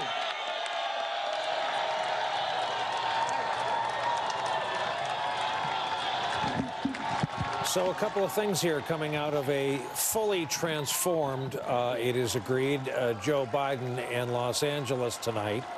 In fairness, before we are even close to knowing the results from that state tonight, but in time to get on television in most of the country. And we have Claire and Nicole standing by here with us. Steve at the map, obviously. That was scary for a brief moment as two anti-dairy protesters stormed the stage. It should be noted this would be early in a campaign to have Secret Service protection. That is usually done by a request from the candidate, the nominee to the sitting president. It's a pro forma matter. It is almost always universally approved. Joe Biden knows full well what it's like to live with them, having had Secret Service protection for 8 years and relinquished it when he left as vice president.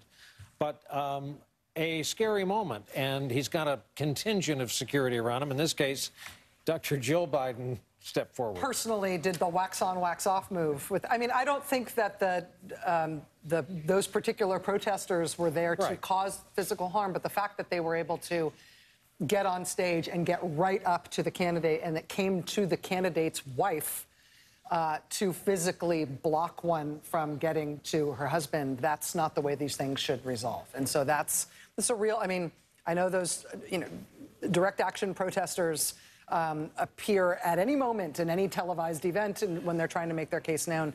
But in that case, that's an organizational effort in terms of the campaign and their logistics, that they've got to make sure that the president is being protected by his, the candidate isn't being protected by his wife. Worth noting because it was scary to watch. Also, it was a pretty good move by Jill Biden. She did the whole wax on, wax off Karate Kid thing in a way that was pretty good. It was good. Yeah. Nicole, Claire, welcome back. I mean, so much was made by all of us of Joe Biden's speech in South Carolina because at that moment, and this is probably only beginning to change for him, he had no money. So the only way Joe Biden communicated with the electorate between Saturday night's seismic win and tonight's, I agree with Steve Kornacki's scientific description of shocking, was through his speech. Tonight, it seemed like a more emotion. Saturday night felt like every word was crafted and thought through, and they knew that all they had was that speech. Tonight's speech seemed to be filled with more Joe Biden. More Joe. Yeah, definitely more Joe. More Joe, more sort of veering off. But this is sort of a new Joe Biden, the candidate. I don't think he's ever had this good of a stretch in his political career, except perhaps in the general election as Barack Obama's running mate. But this is someone who now feels like, by the end of the night, he may very well be carrying the mantle of frontrunner. And we don't know yet if that'll be. It may still be Bernie Sanders after all the vote in Texas and California is counted. But you can just see in a candidate when the psychology around a campaign changes, when the momentum moves in their direction, they change, especially the ones with the feels. And Joe Biden is a candidate with the feels. Claire? Yeah, I actually think the thing that we'll watch after tonight, I don't know how California is going to turn out, but clearly the story for tonight is much different than we thought it would have been just a week ago. Yeah. And it's the next debate.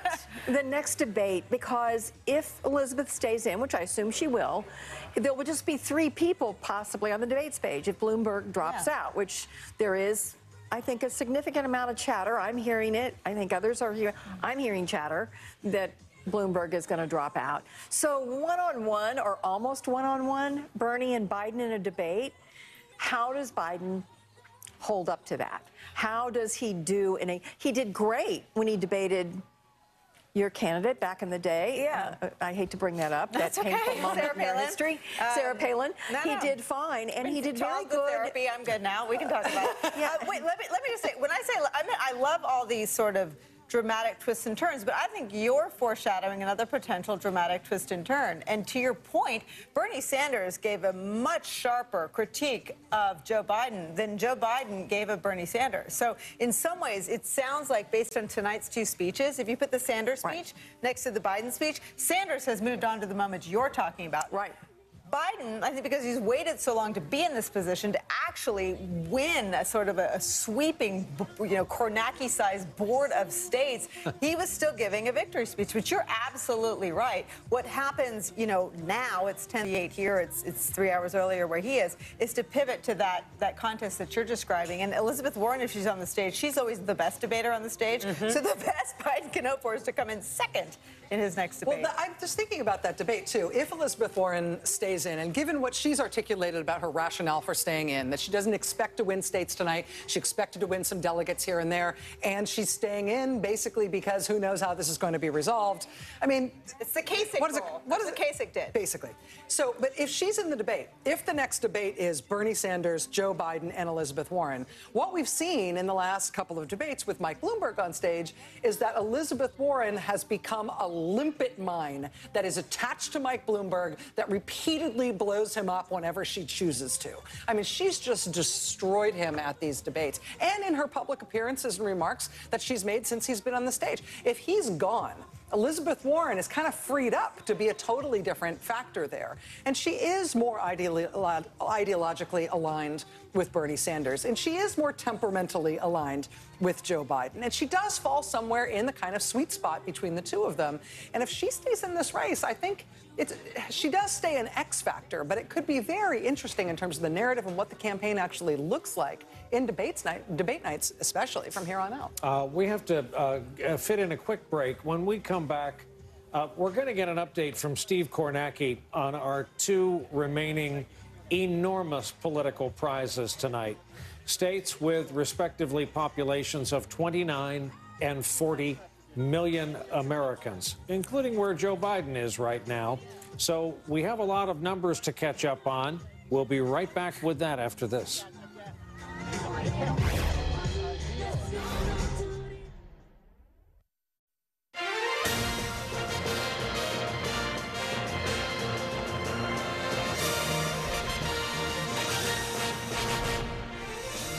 Our giant wall shows the status of this race tonight, this Super Tuesday 2020. There you can see the states awarded thus far, and there you can see the states that have yet to be awarded, yet to be a projected winner. Two huge prizes there at the end of the list, Texas and California. The race in Texas, too close to call. California, polls are open for another quarter hour, and then, well, it's a long story. Steve Kornacki has been looking at where we are getting numbers from. Hey, Steve. Hey, Brian, why don't we set up the big picture here heading into California, because we have a sense of broadly how it's looking in every state but California. We'll start with Texas, the second biggest state tonight. You mentioned more than half the vote still to come. You see Sanders leading by 5. One of the big questions here is the same-day vote in Texas. Is there going to be a Biden surge there on the same day in Texas that could tighten this, that could potentially put Biden ahead? Also in the same-day vote, is Bloomberg going to remain above 15% here in that delegate range? Is that number going to fall off? That is the suspense in Texas. One of the reasons why we have that same-day suspense is what we've seen in other states tonight. I can show you 2 of them. Look at Tennessee right now. In Tennessee, with 2/3 in, the Biden margin is 17. When we had the early vote numbers in Tennessee, the Biden margin was 4. Oh. So from the early vote to the same day, it's exploded into a 17-point rout. You can take a look next door in North Carolina. About 80% of the vote is in. When we had mostly the early vote in California, Biden was up 6. It's now tripled. 18. That's the same-day vote. The other thing that's happened on the same day in North Carolina, if you remember early in the night, Bloomberg was flirting with 20%, clearly over the threshold. The same day has knocked him down well under the delegate threshold. He's sitting at 15%. More same-day vote to come in. When I say we have a pretty good national picture right now, we don't know who's going to win Texas. We don't know if Sanders is going to hang on at 6 points, if Biden's going to get closer, if Biden's going to win it. But we know enough to know it's going to be close in Texas. We know enough that Biden's going to have landslide victories across the South here. We know Massachusetts is close. We know Maine is close. We know Biden has won Minnesota. Sanders has won Colorado. And you mentioned Sanders has won Utah. So these are all the states that are up tonight. They represent a combined 929 delegates. Roughly speaking, and I want to be clear here, roughly speaking, because it's our decision desk that does the exact delegate allocations. But if you look at the picture that is taking place in all of these states besides California, when all the delegates are added up at this pace, I think, according to my crude calculator here, Biden would have a lead from these states of somewhere roughly speaking here, between 80 and 90 delegates. The way things are looking right now. We'll see if there are any major changes, but we got a lot of voting in a lot of these places. Biden will likely be ahead somewhere in that range going into California. And it sets up a question there. Remember, a week ago, Bernie Sanders was talking about getting like 300 delegates out of California, having all the other candidates miss the threshold. Well, everything we have seen tonight, short of California, tells us there's been big movement to Joe Biden since South Carolina, really in the last week. So I think it's likely, I'm just saying this based on everything we've seen tonight, I think it's likely Biden gets over that threshold in California. The question becomes, how close can Biden make it with Sanders in California, and does Warren make the threshold? Biden can get out of tonight ahead in delegates. There's also a reason President Trump hands out and shows off color-coded maps of the country, specifically of his victory. I keep looking at what has become the blue band from the Atlantic Ocean on through the Mississippi River, on out, clear out to the almost to the edge of the Rocky Mountains. That means something, and visually that tells a story, Steve. Yeah, I mean, this is the question after South Carolina was, would Joe Biden sweep the South? Would the demographic pattern of South Carolina hold? I mean, look, it held clear across the Southeast. You look in Oklahoma, not a large African-American population, sort of a more conservative white population. By the way, that is one other story I think to focus on here as the race shifts to other states beyond tonight. Just plant a seed right here. Rachel mentioned this earlier. Oklahoma in 2016 was a Bernie Sanders state. Bernie Sanders won it by 10 points over Hillary Clinton. Bernie Sanders is losing it tonight by double digits. One of the questions going into this primary season was states like Oklahoma, rural white states where Bernie Sanders did extremely well in 2016. Was that a reflection of support for Sanders, or was it more a reflection of opposition to Hillary Clinton? And the fact that in a state like Oklahoma, you're seeing that kind of reversal from a double-digit Sanders win to a double-digit loss might be getting at an answer to that question. Steve Kornacki at the board. The next prize as we work our way west, as we've been saying, is the state of Texas. We have seen some dramatic depictions of voting there. We have our correspondents fanned out, covering it all. Garrett Hake goes first from Houston. Hey, Garrett. Hey, Brian. Part of the reason you're not seeing a lot of numbers in from Harris County, Texas, is that people are still waiting in line to vote even here. Wow. And this is a place where Democrats are in control of the county elections. They've actually opened up the process. You can go to any polling place in the county here, and still at the polling place I was at today, there was an operating 2-hour line from 8 a.m. till 6 p.m. when I had to leave to get over here. And I'll just add anecdotally to what Steve was talking about. Among the dozens of voters I spoke to today at that polling place in kind of a Whole Foods neighborhood in suburban Houston, I didn't meet a single person who was voting for Michael Bloomberg today. I met several people who had voted for Michael Bloomberg in the early vote, but none of them voting today. I did meet a lot of people who told me that their candidate, whether it was Mayor Pete Buttigieg or Amy Klobuchar, had dropped out, or they were waiting to see if Joe Biden would have the juice, and they decided they were going to show up and pull the lever for him today. So I think watching this big, giant gap on the map of Harris County come in today will be a very interesting exercise for everybody in that studio and here tonight. Garrett, thank you. Let's jump to the west. Katie Tur in East L.A., where we quickly add Democrats are also in control locally, and lines were long and there were problems voting. Katie? Lines are even longer now than they were when I last saw you, Brian. The polls close here in 10 minutes. This line right here is just the line to get a ballot. After that, they're going to go into this line. When it was over there by the basketball hoop right there, it was an hour-long wait to get into this room. There are only 5 voting stations in there. 3 of them are working. One has been out of commission for 4 days. The other one had a paper jam today. So there is a lot of frustration that is building in this room. These people can expect to wait for hours even after the polls close. And this is not unique to East LA. I've been getting text messages, emails, tweets from friends saying the lines are everywhere in this state are long. Bernie Sanders' team has filed a complaint asking for the polls to remain open past 8 o'clock tonight. They want to make sure that every single person is going to vote because they believe California is going to be crucial to them. I was just talking to a Bernie Sanders senior advisor who told me that they feel pretty good. Despite all of the Joe Biden wins, they are not worried because they say they will win Texas. They say they will win California. I don't know if that's going to be the case. I can tell you from talking to voters all day here, I've been hearing a lot of Bernie Sanders. I've been hearing a lot of Joe Biden. but it's just we're gonna have to wait and see. Remember, the votes come in tonight, but we're not gonna know the full results for California for potentially a week, because all those mail-in ballots, and there are millions of them, have to be into the registrar's office by Friday. Native Californian Katie Tur in East L.A. From there, we go over to Jolene Kent, who's standing by in Irvine. Hey, Jolene. Hey, Brian, what Katie was saying just now is absolutely the same case here in Orange County. 25% of voters have already cast their ballots when it comes to early voting and mailing in those votes. Those results will come down around 8:05 Pacific time. We're here at UC Irvine, where the line stretches all the way around the block. We've counted at least 200 students here waiting patiently. Even though it's dark, the desire to vote here is very bright. I've spoken to several voters coming out. They've waited for 2 hours, over 2 hours. And what they're telling me mostly is, well, they voted for Senator Bernie Sanders. But we are also hearing from some voters who went for Bloomberg and some last-minute Biden switchovers.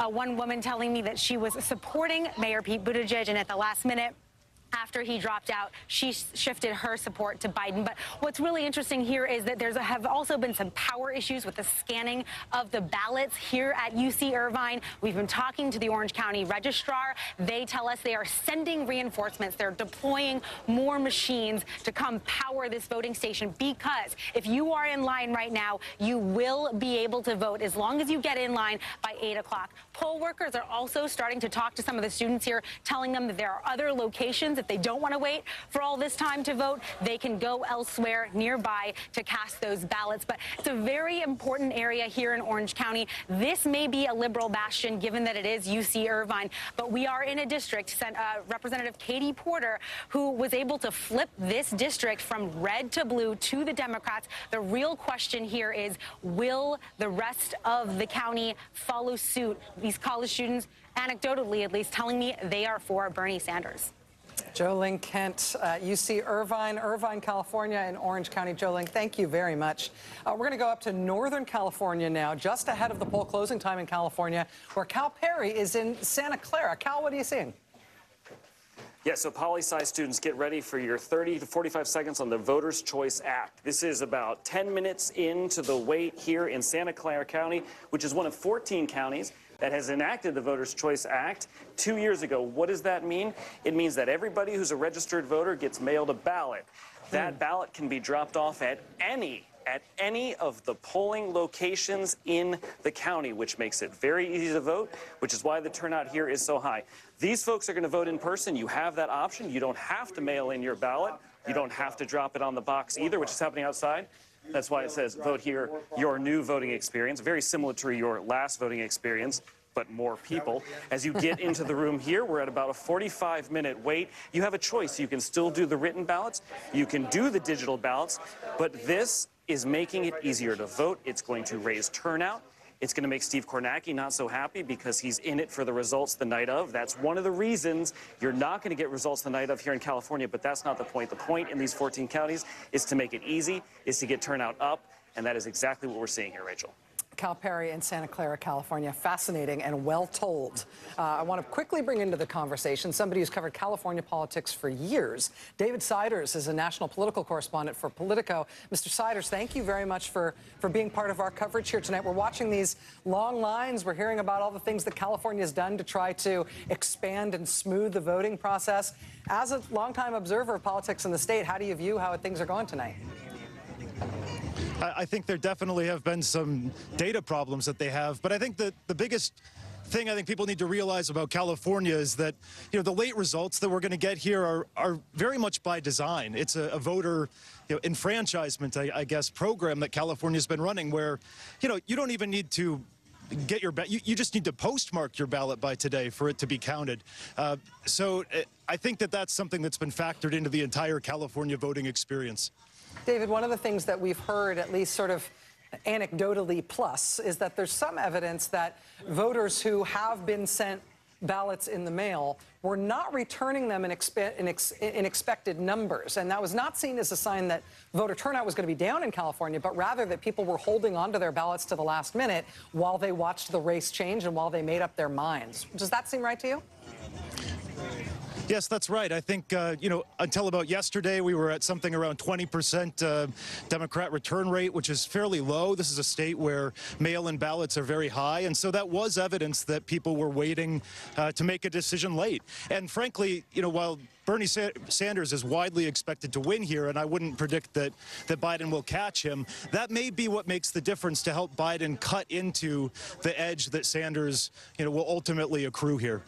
The $70+ million that Michael Bloomberg spent in California has obviously been evident in the form of mailers and in ads. Has it made a dent in terms of organizing prowess? Well, I think we'll see when the results come in. But I will say this: California is a state that's experienced. Hey, David, forgive me. I have to interrupt because we have a major call on the East Coast Commonwealth of Massachusetts. This is all the more shocking because its own senator is in the race and its neighboring senator is in the race. Joe Biden, without spending a nickel on any media, without opening an office, a storefront, airing a single commercial, has picked off the state of Massachusetts. We are projecting that when all the votes are counted, he will be the victor. Forgive me, I return you to your previously scheduled conversation. David Siders from Politico. I'll just ask you to finish that thought in terms of Bloomberg in California as we head towards the poll closing just a minute from now.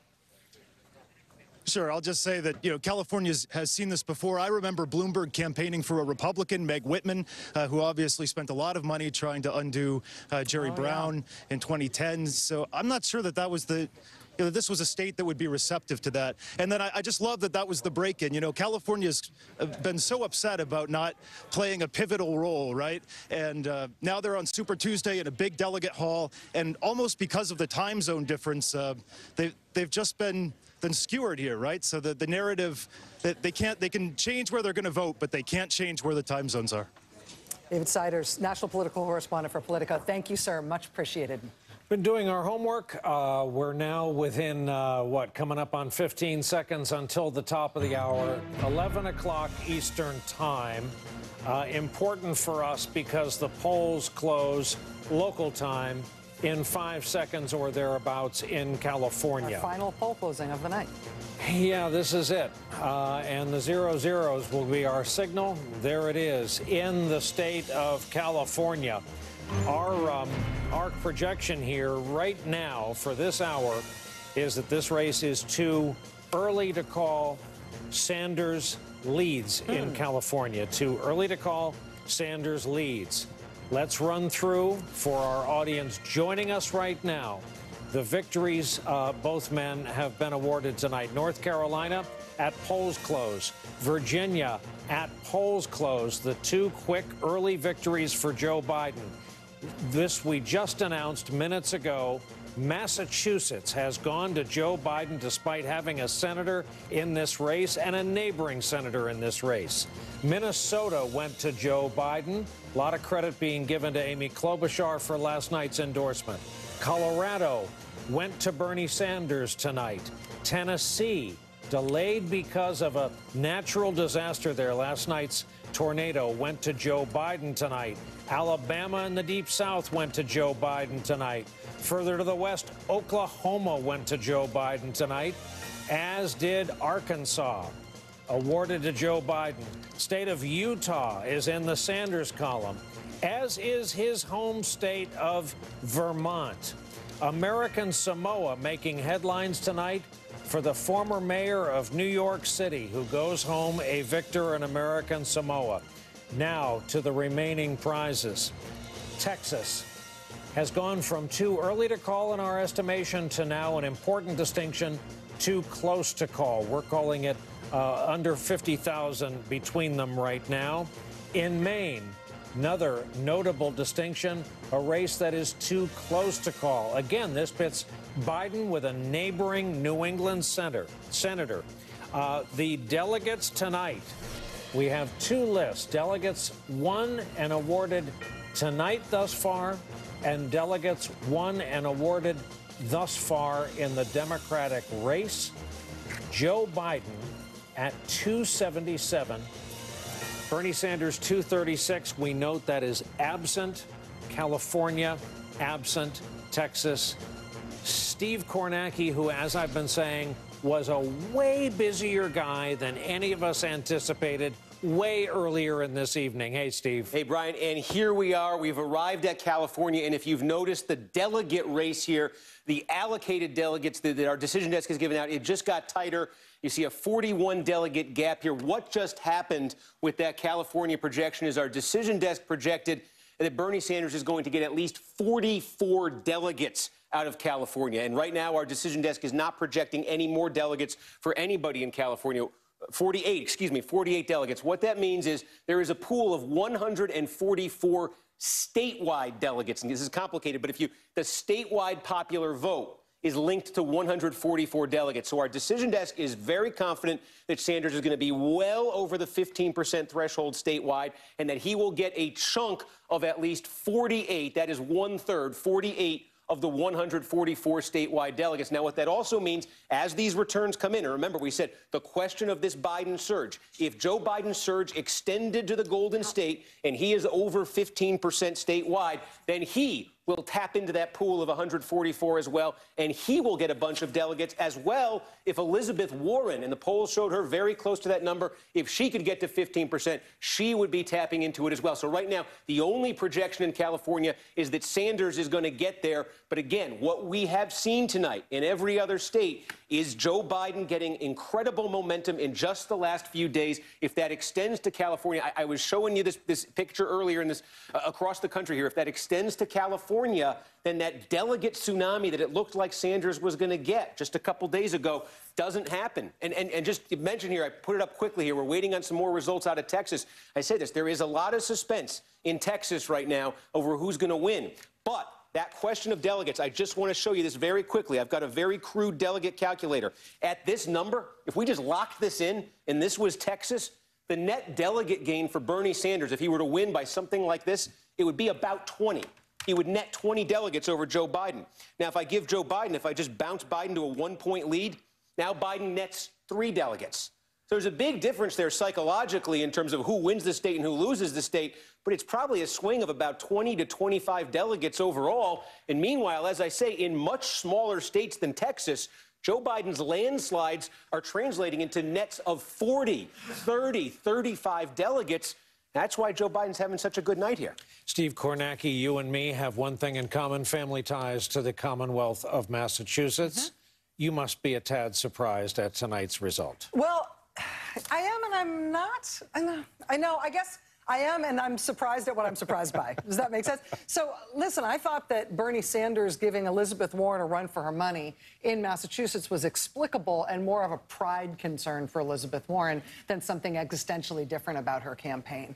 Bernie Sanders in Vermont, particularly Western Massachusetts, which is where I live, very much identifies as southern Vermont. Yeah. He did very well there in 2016. It's not that surprising that Elizabeth Warren wouldn't necessarily be running off with Massachusetts. What is surprising is that she's not losing it just to Sanders. She's losing it to Biden. And to see those numbers for Biden, fascinating. And by a lot.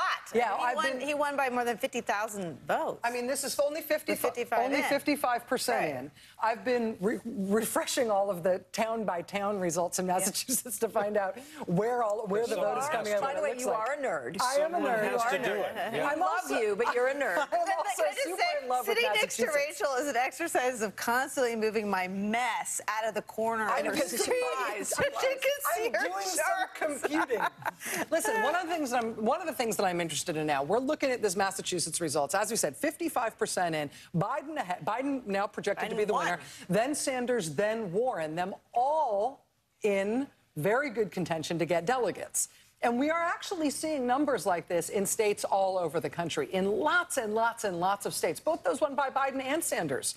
We are seeing Warren, and in some cases Bloomberg, also qualifying for delegates. So when we think about what happens next for Mike Bloomberg and what happens next for Elizabeth Warren and what each of them is trying to achieve, the number of states in which each of them got delegates and ended up playing some role potentially in who won is going to factor into that. And so it's still a live issue.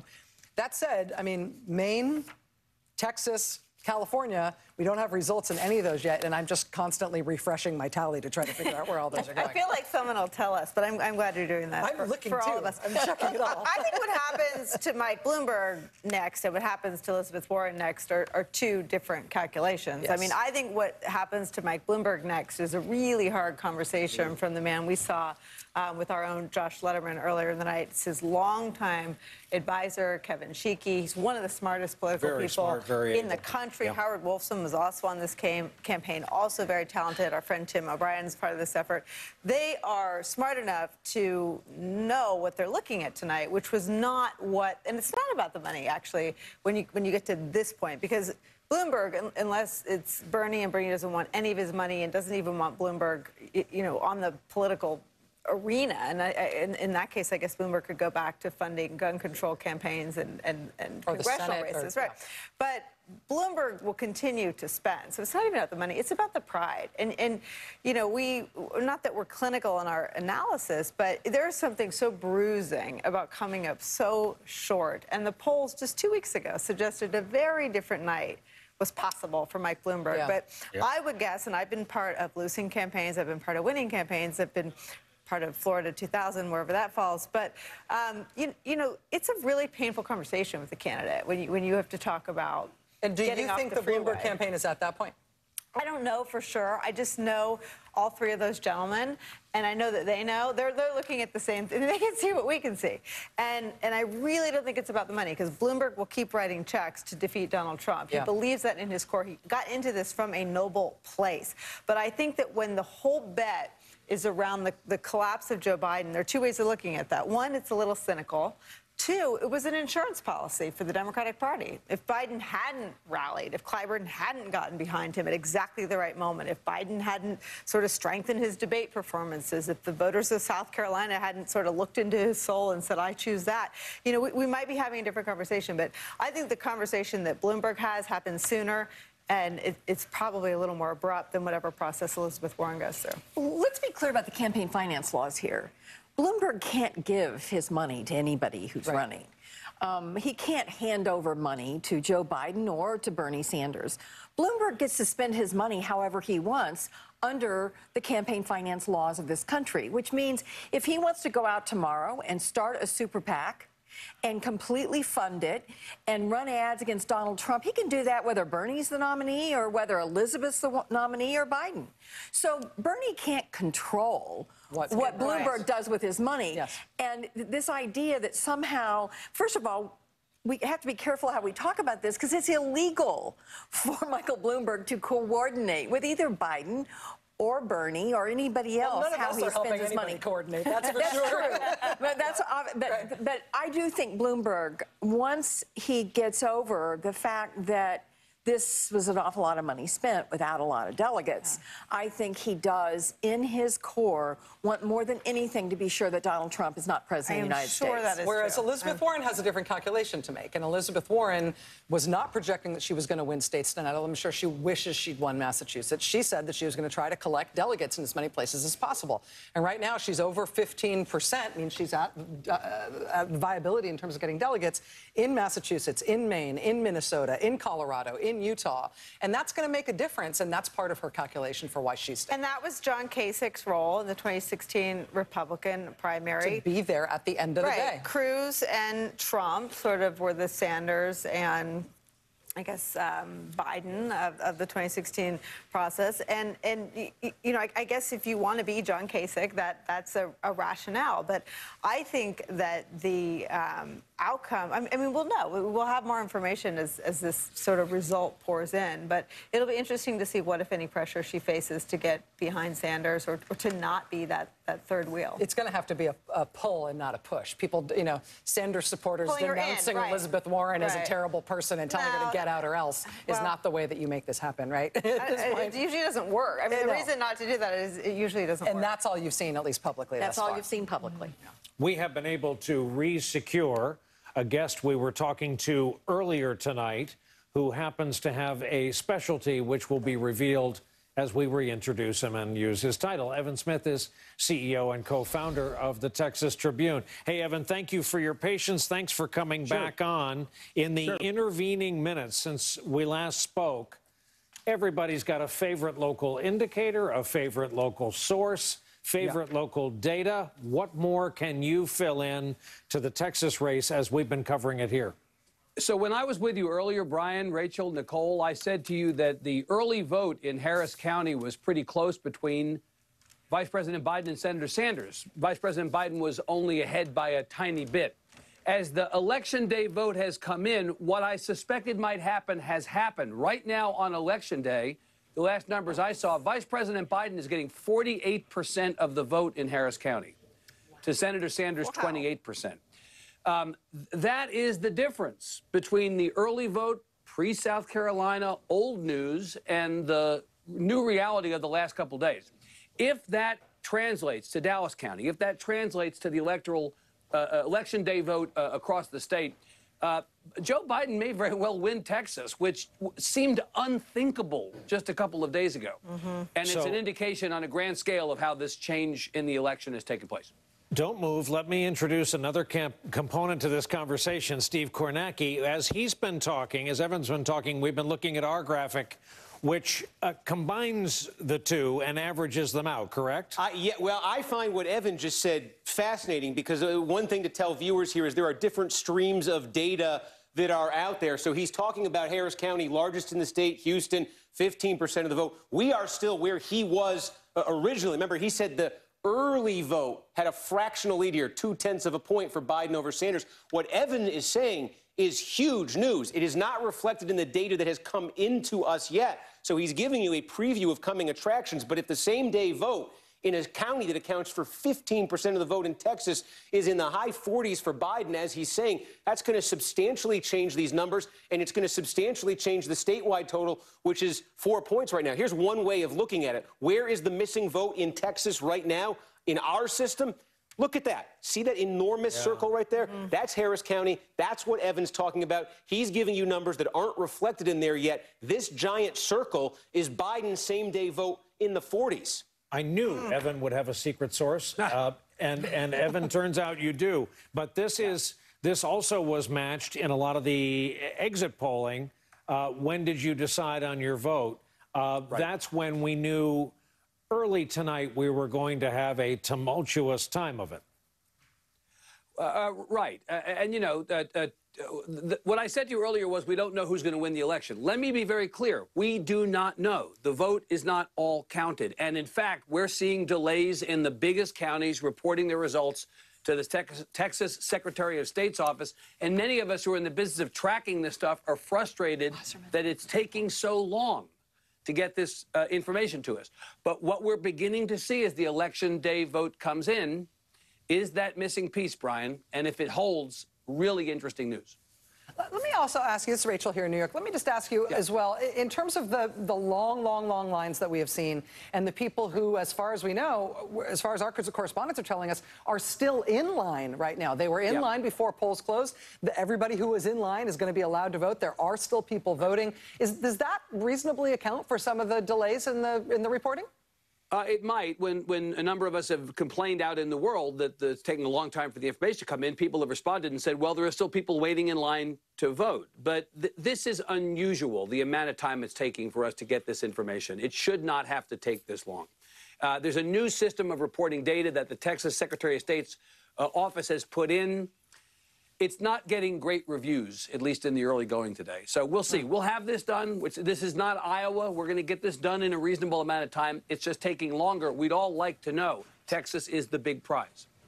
Evan, from the what to the why, I thought Beto O'Rourke's endorsement of all the people who spoke, he was the one speaking in the state in which the event was held. And I thought that the connection that he and Biden made over the gun issue, he brought that, Beto brought that up, and then Biden said, well, if I win and I do something about it, you're the one that's going to be doing it. And just that muscle memory of Beto in the days, the hours after the massacre in El Paso. I wonder, you know, elections are usually more emotional than logistical and scientific. What impact do you think that had?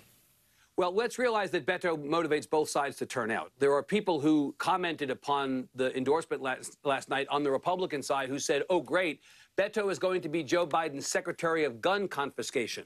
People remember Beto not doing terribly well during the presidential race. Some of the stuff he said made him a controversial figure within Republican quarters here. But, of course, you go back to the last Senate race, when Beto really captured lightning in a bottle, got more than 4 million votes, the most votes of any Democrat to run statewide in the history of Texas.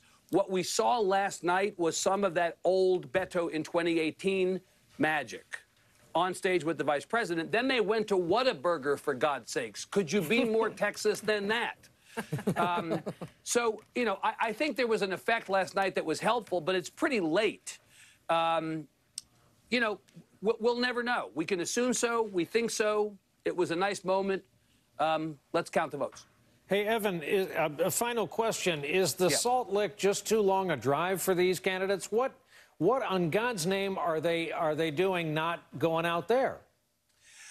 Brian, all I'll say is I heard you mention the Salt Lick as the best barbecue in Texas earlier, in an earlier block. If you want to talk about controversial, you think gun confiscation in Texas is controversial. Identifying one barbecue restaurant as the best in Texas is going to get you in a lot of trouble. So I'm going to just stay out of that debate.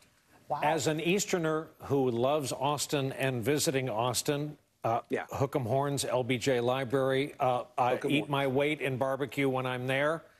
I didn't even name among Ford, Dodge, and Chevy my favorite pickup. I know enough not to do that. Come on down. We'll take you to a few different places. You can test and learn here, okay? I will take you up on that, my friend. Thank you for sharing your wisdom of all things Texas. The healthy warning. As I said, you know, the Salt Lick is among the best barbecue places in the state of Texas. Robert Gibbs, rescue me. If you had spent the last, let's call it 10 days on a family safari or a float trip, or a barbecue tour of Texas. Or a barbecue tour of Texas. And you had left your device behind. And I met you at the airport and I said, dude, I'm going to show you a map of the nation. The blue states have gone to Joe Biden. And you're going to say, well, surely it's just a regional South thing. And I'll say, don't call me Shirley, but look at the fact that he won Massachusetts at all. What's your reaction going to be? I'd be absolutely stunned. I mean, 5 days ago, 6 days ago, you know, Joe Biden was in the batter's box down to his last strike. And for him to be where he is tonight is something that no one could have foreseen and predicted. Nobody could have. It is going to be, it looks like a remarkable night. If those numbers hold in Texas again, if it's 20 on one side or 8 delegates on another, a push in Texas. We talked about Joe Biden surviving Super Tuesday. To live to be down by only 150 delegates, to have a chance in the rest of March, if it's really tied coming out of this. If Joe Biden wakes up tomorrow, maybe the co-front runner, you're in a much, much different race. Talk about the uncomfortable conversation that has to be had, especially in Nicole's telling, inside, I don't know, let's pick a campaign, the Bloomberg effort.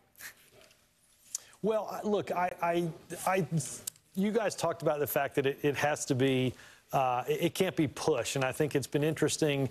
The Biden people have been asked a lot in the last couple of days, you know, do you have a message for Mayor Bloomberg? And to a person, they have not really answered that question, and I think smartly so. My hunch is that Mayor Bloomberg and his very, very smart staff will look at the results of this and realize the path is just not there. I think many of those conversations probably will happen in the Warren campaign, too. I don't think you can finish third in your home state and think, quite honestly, there's a viable path to the White House. There just really isn't. I would just say one other thing. I hope a conversation that happens in Washington tomorrow. Bernie Sanders and Joe Biden need Secret Service protection.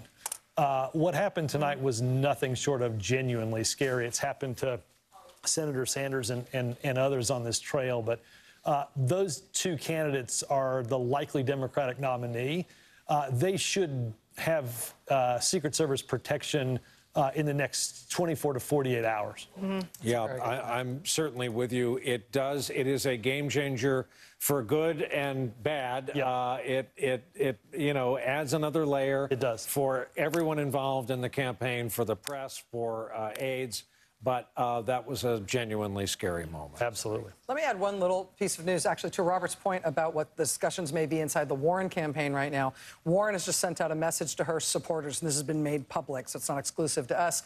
Warren sent out this message. As a grassroots supporter, you're at the heart of this movement. We wanted to give you an update on what's happening with Super Tuesday. 14 states voted today. Results are still coming in, blah, blah, blah. Here's the bottom line. There are 6 more primaries just 1 week away, and we need your help to keep up the momentum. 6 more states are voting a week from today on March 10th. Can you chip in now as results are coming in so we can get to work earning more votes and more delegates? Thanks for all you do, Team Warren. So Warren tonight, as of this hour, is fundraising and looking down the primary calendar. We know that Senator Warren chose tonight to be in Michigan, which votes next week. So she is projecting that she's staying. We'll see whether she does. A break in our coverage. When we come back, a closer look at just what is happening right now in California.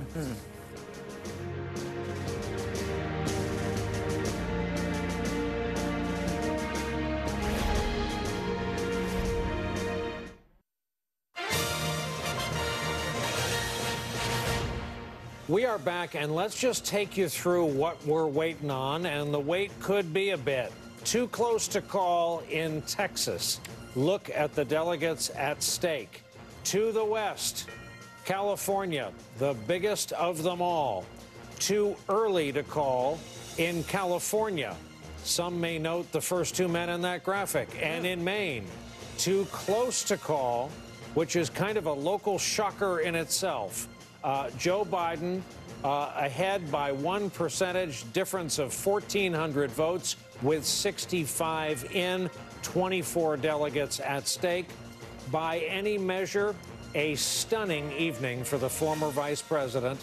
To that end, with us from Philadelphia tonight is Kate Bedingfield, deputy campaign manager for Joe Biden. Kate, we're starting interviews with people tonight in some form of, if I had told you 2 weeks ago what was going to happen tonight, the kind of blue path from the Atlantic Ocean facing to the west, I don't think anyone would have believed it. I owe you a very basic question, and that is, what was it like to be at headquarters tonight? What's the reaction been like inside the campaign? It was, you would not be surprised to learn, it was an excellent night.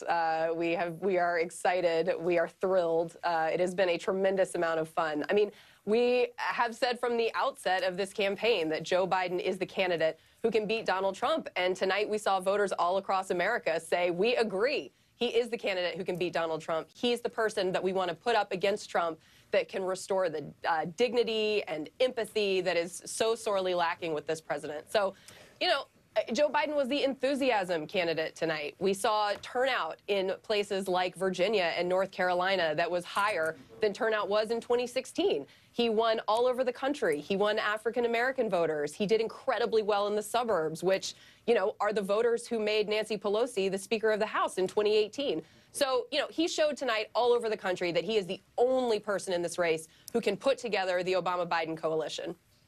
You're young, but you're a veteran in politics. Have you ever known a presidential campaign to be awarded victories in states where no office was opened, where the candidate couldn't stop by this cycle, where no media money was spent? It is the power of Joe Biden. It is the fact that people know him. They know his heart. They are craving the kind of leadership that Joe Biden brings to the table. They're looking around. They're looking for somebody who they believe knows their lives and knows what they're worried about and knows their concerns. And they see that in Joe Biden. They desperately want that leadership back in the White House. And so we saw tonight that, you know, all the money in the world can't buy you that connection with voters. It's an incredibly powerful thing. And Joe Biden is the only candidate in this race, I think, who has it. Kate, it's Nicole Wallace. I've got 2 strategery questions for you. Hi there. Congratulations on the night. Thank you. It will not take long before any of us go to sleep. Bernie Sanders has already contrasted his message with Joe Biden's. And I'm sure that next time we all look at our phones and check Donald Trump's Twitter feed, there will be something nasty coming from him. What is the campaign structure for both trying to defeat Bernie Sanders and become the nominee, and holding off Donald Trump. His allies in the Senate are going to continue the smears against Hunter Biden. And there was a sense, I asked the former vice president about this on my show, you know, why didn't you head up to Capitol Hill during impeachment and clear your family name, clear your son's name? I mean, how do you fight both fronts as a campaign? Well, look, I mean, to your question about Senator Sanders, I think we saw resoundingly tonight across the country, voters are looking for results, not revolution. They are looking for the kind of leadership that Joe Biden is offering. They're looking for progressive vision, achievable policies that are going to make a real difference in their lives. I mean, we saw, you know, across the country, we saw voters respond incredibly forcefully today to the vision and the message that Joe Biden's putting forward. So I think as they're looking at, you know, the contrast between Sanders and Biden, we saw tonight a tremendous amount of evidence that on guns, you make that on health care, keeping Obamacare. Absolutely, and you saw, that's absolutely right, and you saw Joe Biden make that case across, you know, the last couple of weeks of this campaign. He was particularly focused on the contrast on guns and the contrast on health care. And people responded to it. So I think that's, you know, that's an incredibly important point. To your second part of your question, I think, you know, we have seen Donald Trump take on Joe Biden throughout this entire campaign, right? He has spent millions upon millions of dollars trying to smear Joe Biden, trying to tear him down, trying to tear down his family because he doesn't want to have to face him.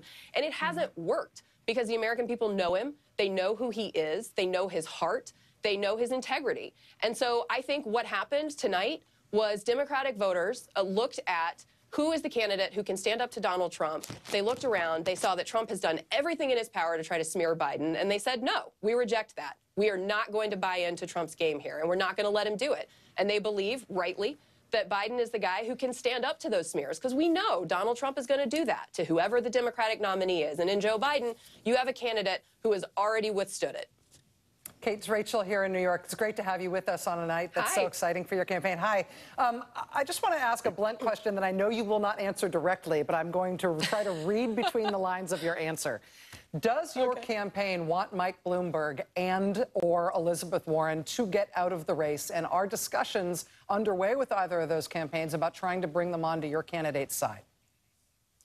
Well, look, that's their choice. Only they can make that decision. And, you know, any campaign makes its own decision about when they get out of the race. That's their choice. We're not going to presume to tell them what they should do.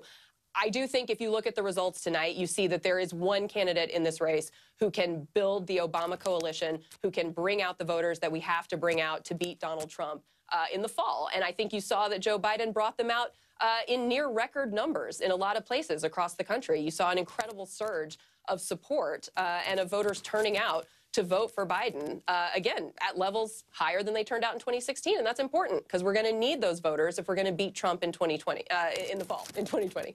So, you know, they can make that decision. But I think it was a pretty resounding vote of confidence from voters across the country tonight that Joe Biden is the guy who can take on Donald Trump. Kate, thank you very much for taking our questions. If it's like any other campaign I've been around, I am assuming beverages are going to be served at some point this evening. Good luck with that, and I hope you're not driving. I'll never tell. Thank you very much for taking our questions. Over to the big board, Steve. I'm told you have... 3 states, we still got enough. Yeah. We have been keeping a close eye on Texas, and this number right here, this is the difference. This is the lead Bernie Sanders has statewide in Texas right now. If you remember when about 40% of the vote was counted, this number sat at 50,000. It's come down to 27,000 and change, a 3-point difference between Sanders and Biden.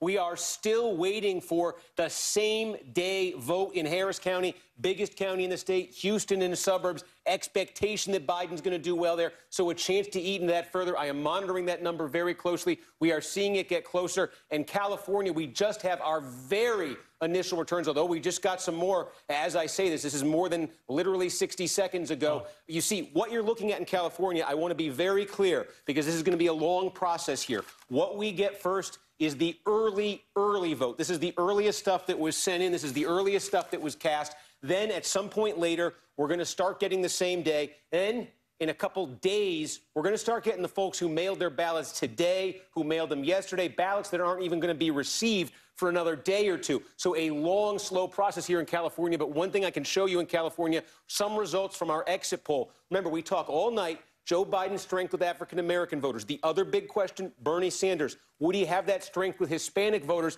that his campaign has been talking about? Let's show you the Latino vote in California, nearly 30% of the state. Take a look at how that's voting. Sanders is getting, according to the exit poll, what his campaign was hoping for, 55-21 among Latino voters in California. A good sign for him.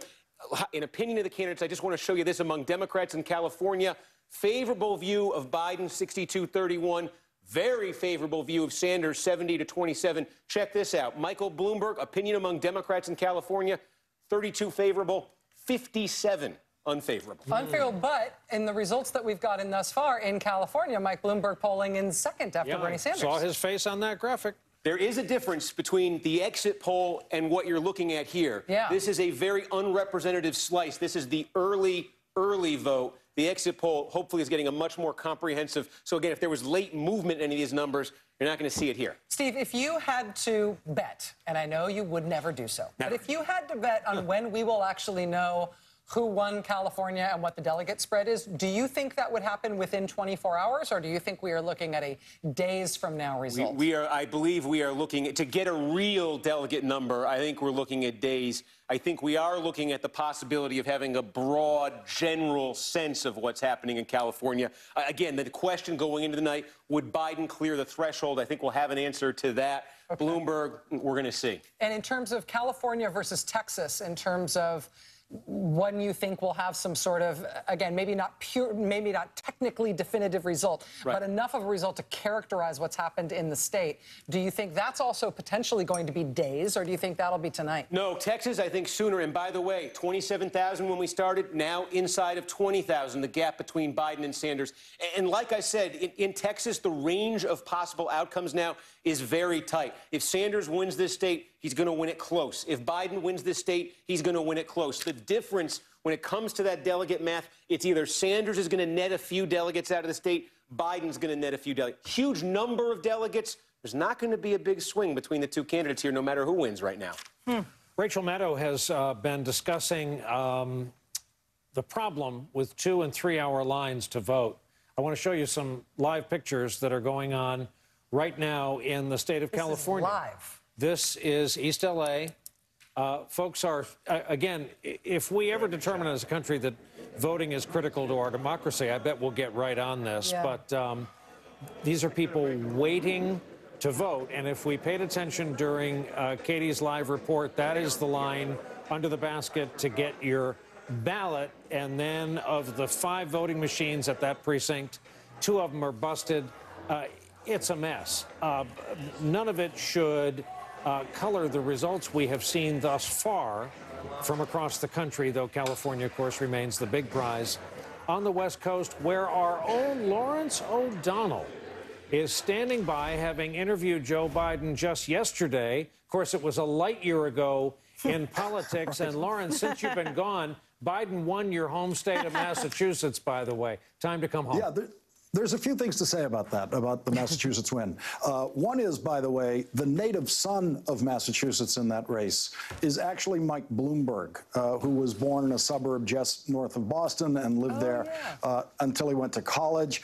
And so he had stakes in that state. But Massachusetts voters, Boston voters in particular, they're kind of professional voters. So after South Carolina, when they saw where this was and they saw where the momentum was going, they saw, the Buttigieg, the Klobuchar endorsement, they knew what viability was going forward. They listened to David Plouffe for days saying this is a 2-person race, and they treated it like a 2-person race today. They went out there and they chose between Biden and Sanders, and their senator comes in third in that.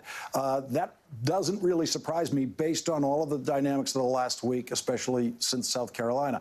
To California, and let's talk particularly about Los Angeles, where people are still standing in line. People are standing in line all over the state.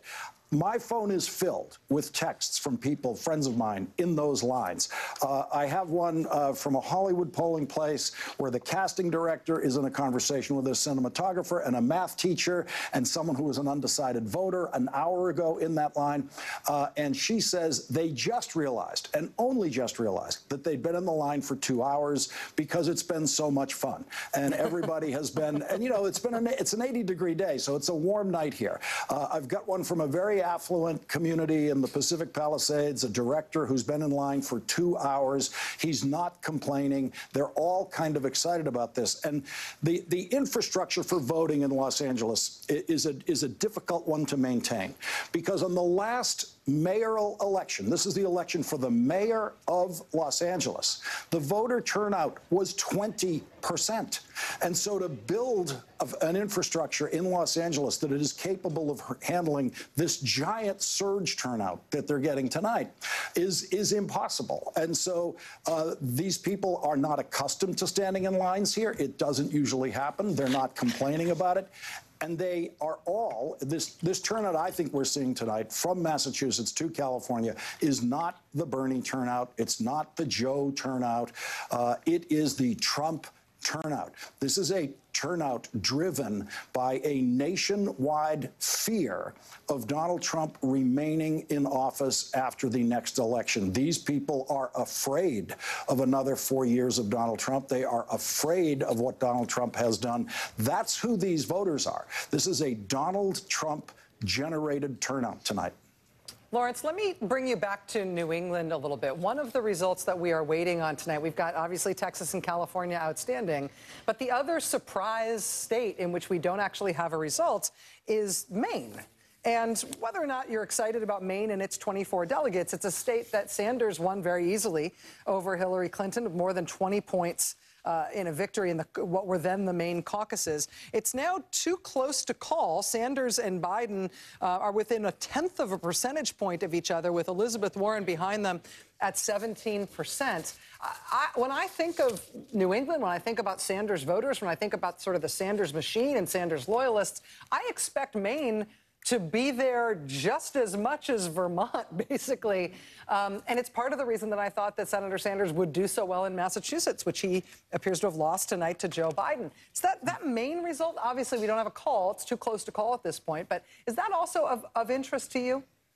Yes, but I think it's a product of the last week. I don't think you were going to see that without what we saw in South Carolina and really the last 5-6 days. And so the story of the Sanders campaign, I mean, I said this in New Hampshire at the time, and Sanders supporters certainly didn't like it because they hadn't quite noticed it mathematically, you know, because he was a winner in New Hampshire. The story of it this year has been about half of his voters from 4 years ago have gone to other candidates. They've left. They have left the Sanders movement. It is a smaller movement than it was. And now what we're seeing since South Carolina is there's actually a high-speed movement out of the Sanders movement, and there's a movement into the Biden column. And this is happening now in a high-speed version that was much harder to anticipate, you know, a very short time ago. And the other thing that's being kind of a great thing that we're seeing tonight is the defiance of money controlling politics. Mike Bloomberg's money did not control the politics of tonight. The defiance of the so-called vaunted value of the ground game. Joe Biden winning in states where there's not one person on the Biden campaign payroll. That was all kind of thought inconceivable, literally until tonight, that you could win a state you've never visited. You could win a state where you couldn't afford a TV ad. You could win a state where you couldn't afford to pay anybody to work for you. So there's some great things happening in this, in the defiance of some of the forces that we find so oppressive in our politics, money politics especially. And then to Bernie Sanders, it should always be noted that Bernie Sanders himself is campaign finance reform. He takes all of his money directly, basically through internet fundraising, from people who have absolutely no possible lobbying interest once he is elected. We've really never seen such a purely financed campaign as Bernie Sanders. And so it's a kind of triumphant night for the possibilities of defeating the forces of money in politics. Well put. Lawrence O'Donnell in Los Angeles will come back early and often for updates. You're at the center of this story now, as you so often are. Our two biggest pieces of real estate at the start of the night are our two remaining dramas at the end of the night, at least East Coast time. We're not going anywhere. Too close to call in Texas. And as we've been discussing, the result in California could be a long way off. Too early to call there. A break in our coverage. We're back with more right after this.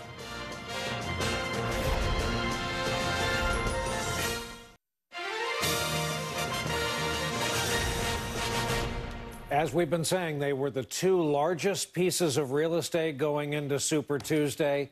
They are the two largest dramas at the other end of Super Tuesday, on the verge of Wednesday, East Coast. Steve Kornacki's at the board. We do have some new numbers from Texas. Hey, Steve. Hey, Brian, take a look here. Again, that gap, it was 50,000 not long ago between Sanders and Biden. It has now come all the way down to 13,000 and change. That's it just changed. Whoa. It was cut in half again. 57-62. Oh. That is all that separates. That's half a point. That's all that separates Joe Biden from the lead in Texas. Let's see if we can... With most of the vote in, 54%. Yeah, and let's see if we can figure out what just came in. So I think, let's take a look here. Houston. This is Harris County. We've been talking about it all night. Yeah. Remember, this bubble was giant a minute ago. Yeah. It has shrunk considerably. And there you see Joe Biden getting now... Now, remember, on the same day here, it was basically a tie between Biden and Sanders. Everything that's come in Harris since then has... Excuse me, on the early, it was basically a tie. On the same day, that's everything that's come in since. So Biden has built an 8,000-vote lead today in Harris County. There are still a little bit of, in terms of precincts, left to come in there. And so what that has done statewide, we're seeing if it's changed again, 5,700 votes. It has changed the geography now considerably. You can see the biggest dot. This is outstanding vote. The bigger the dot is, the more vote there is to come. It's Fort Worth and it's San Antonio. Those are the two biggest dots. Let's see what's happening and take a look here. Okay, you're basically looking at early vote. So what do we see here? We see Sanders 31, Biden 20. Great news for Sanders. He's up double digits. What did we just see in Harris County, though? Joe Biden performed 20 points better in the same-day vote versus the early vote. So if that portends what's going to come here in Bexar County, there's an opportunity on the same day for Biden to actually make up some more ground. We will see if that happens. But it looks like San Antonio, and I'm just going to check in on Fort Worth here, Tarrant County. Look at that. Now we've got some same day coming in. You've got a tie again. An actual tie. If the same day is favoring Biden here, there's an opportunity for Biden to make gains in Tarrant County as well. Those are the two biggest outstanding pieces of real estate. Biden will probably gain a little bit more out of Harris County. 5,700 votes. There's an opportunity for Joe Biden to carry the state of Texas tonight. Wow. Unbelievable. Coming into Texas, obviously, polling in these things, I mean, all polls, grain of salt, right? But coming into the Texas race tonight, there was definitely, it looked like there was some movement. You know, it looked like there was a possibility that Sanders and Biden could have a shot and that it would be close. But Sanders basically was leading in every Super Tuesday state that had substantial polling.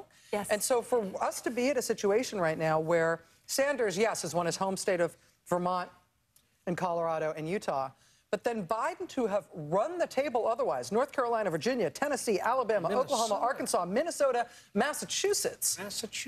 Is, and for it to be this close in Texas, it's just, these are striking results. This is not what, stuff has changed over the last few days. This is not what the Biden, I talked to the Biden campaign, two sources of the Biden campaign, before the result was known Saturday night in South Carolina. I said, what does victory, what does success look for you guys on Super Tuesday? Because even if you have the best night of your lives tonight, how do you can't buy ads, you know, you can't, and this person said, delegate accumulation. We're targeting some counties. I mean, this person didn't even say winning states. Right. They wouldn't even, they wouldn't pick a state. They said it on the air. We wouldn't even give you a list of states that they thought were. I mean, so to have gone, and I don't know. I mean, when Steve said a couple hours ago that what it looks like is something shocking. It really is a shocking turnaround. And I wonder, I mean, we've had conversations before about how Democrats prioritize and make this choice. It seems like this year more than, and people keep talking about electability in an abstract term.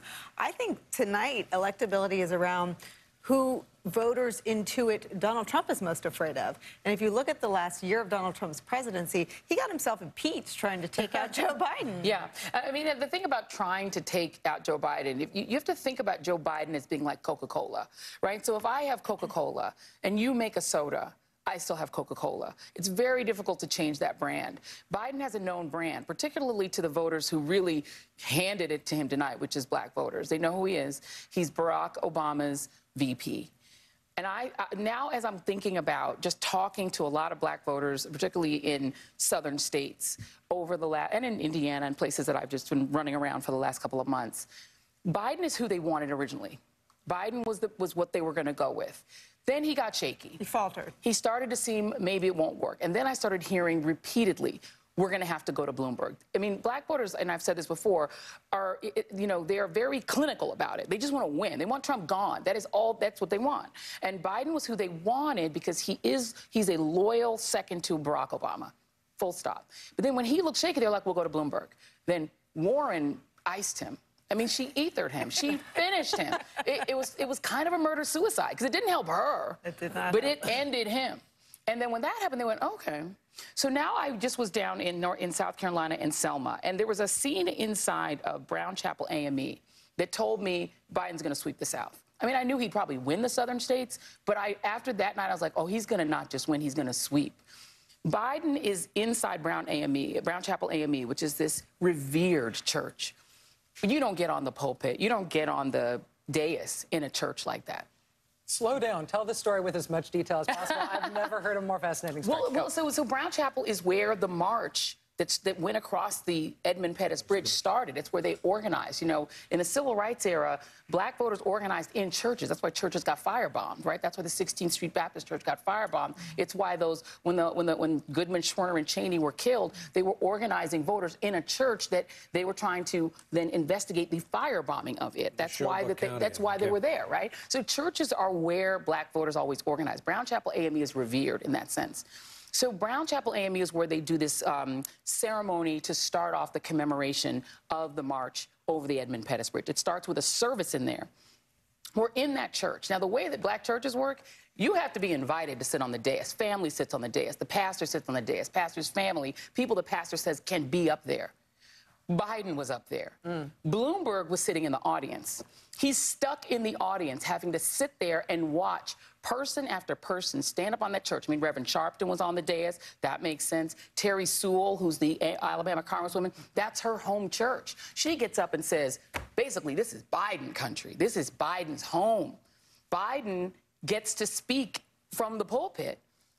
Bloomberg does too, but he's in the audience. He's stuck there having to grimace and watch everyone laud this other person, laud this other candidate. He couldn't even leave because he would have had to cross across the pulpit and leave. It would have been completely disrespectful. So he's sitting there just grimacing. I'm mostly watching his face as he's just miserable.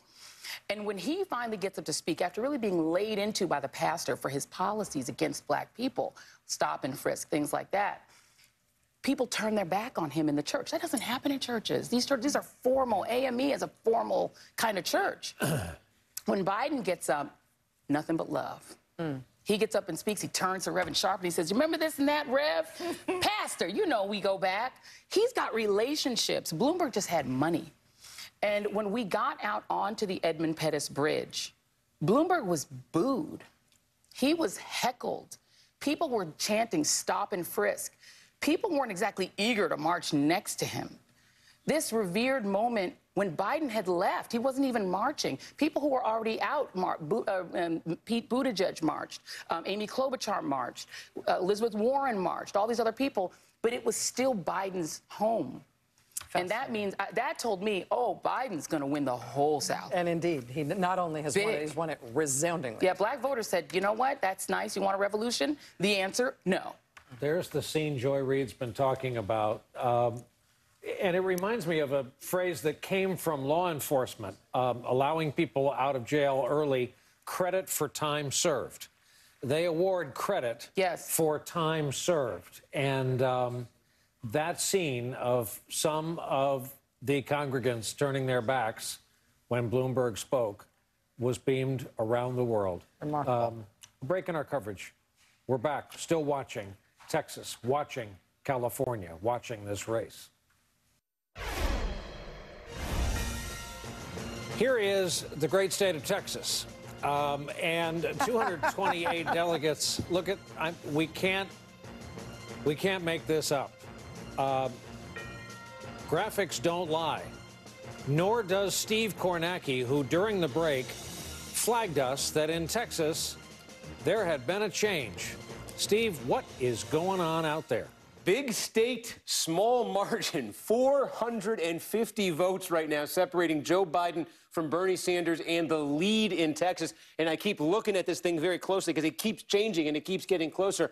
I want to see if it switches again. But what just happened that made it that close? We got what I believe is the last vote here out of Dallas County. And again, this is 10% of the state. We talk about the blue wave of 2018. We talk about the suburbs flipping Democratic. This is exactly that kind of a place. This is a place where you look at the same-day vote. We've been monitoring this. I was looking at Biden and Sanders tied here a little while ago. Now, as more same-day comes in, Biden suddenly is up 8 points. Suddenly, it's a 10,000-vote lead in this county. And suddenly, I was thinking if it might change again, this is as close to tied as you can be without actually being tied. And again, we're trying to figure out exactly where the outstanding vote is. I'm going to put that back up there. We're looking at San Antonio. We're looking at Fort Worth. We're looking at a little in Houston. We're looking at a little out in El Paso. See if that Beto O'Rourke endorsement at the last minute has any impact out there. But, oh, and it did it. There it is. Look at what happened. Joe Biden has taken. Joe Biden is in the lead. Yep. Look at that. 1,200 votes. Was it here? Did a little extra come in? I'll try to figure out where it is, but you see the trend. He was down 50,000 not long ago. Now he's up 1,200. Steve, can I interrupt your process and ask you to do a little bit of that checking on air? We're looking at, in terms of the missing vote, it looked like the largest amount of vote missing was in San Antonio. How much of the vote is out in San Antonio? Is anything reported that could tell us what we're likely to see when more of that vote comes in? So here, let's get really granular. What this looks like right here is the early vote in Bexar County, San Antonio, an 11-point advantage there, Sanders over Biden. Now, keep in mind, we have the data stream that comes in here, and we have my laptop computer, and my laptop computer is looking at the Bexar County Board of Elections site right now. God bless you. We don't have their returns coming into this board, so I'm going to tell you what their county website says right now. And it says, as I go to the top of the page, 82 of 280 vote centers reporting same-day total. So they've got some of their same-day being reported. I don't think we have any in here. And in their same-day right now, Joe Biden, 36.62%. Bernie Sanders, 36.33%. They got Biden leading the same day, by about 57 votes right there. Wow. So we will see. But if that's true, you see that's basically a tie in the same day versus a double-digit gap in the early vote. So it's still a continuation of that trend. Biden would just like to, at this point, Biden would just like to break even in that same day in Bexar County. Yeah, I was just going to say, if that holds, if that's how San Antonio comes in, then the tie that we've got right now will still be the tie that we have then. Yep. Steve's going to be touching that board in regular increments for the rest of the night. I know it. I just know it. David Plouffe joins Joy Reid here in the studio.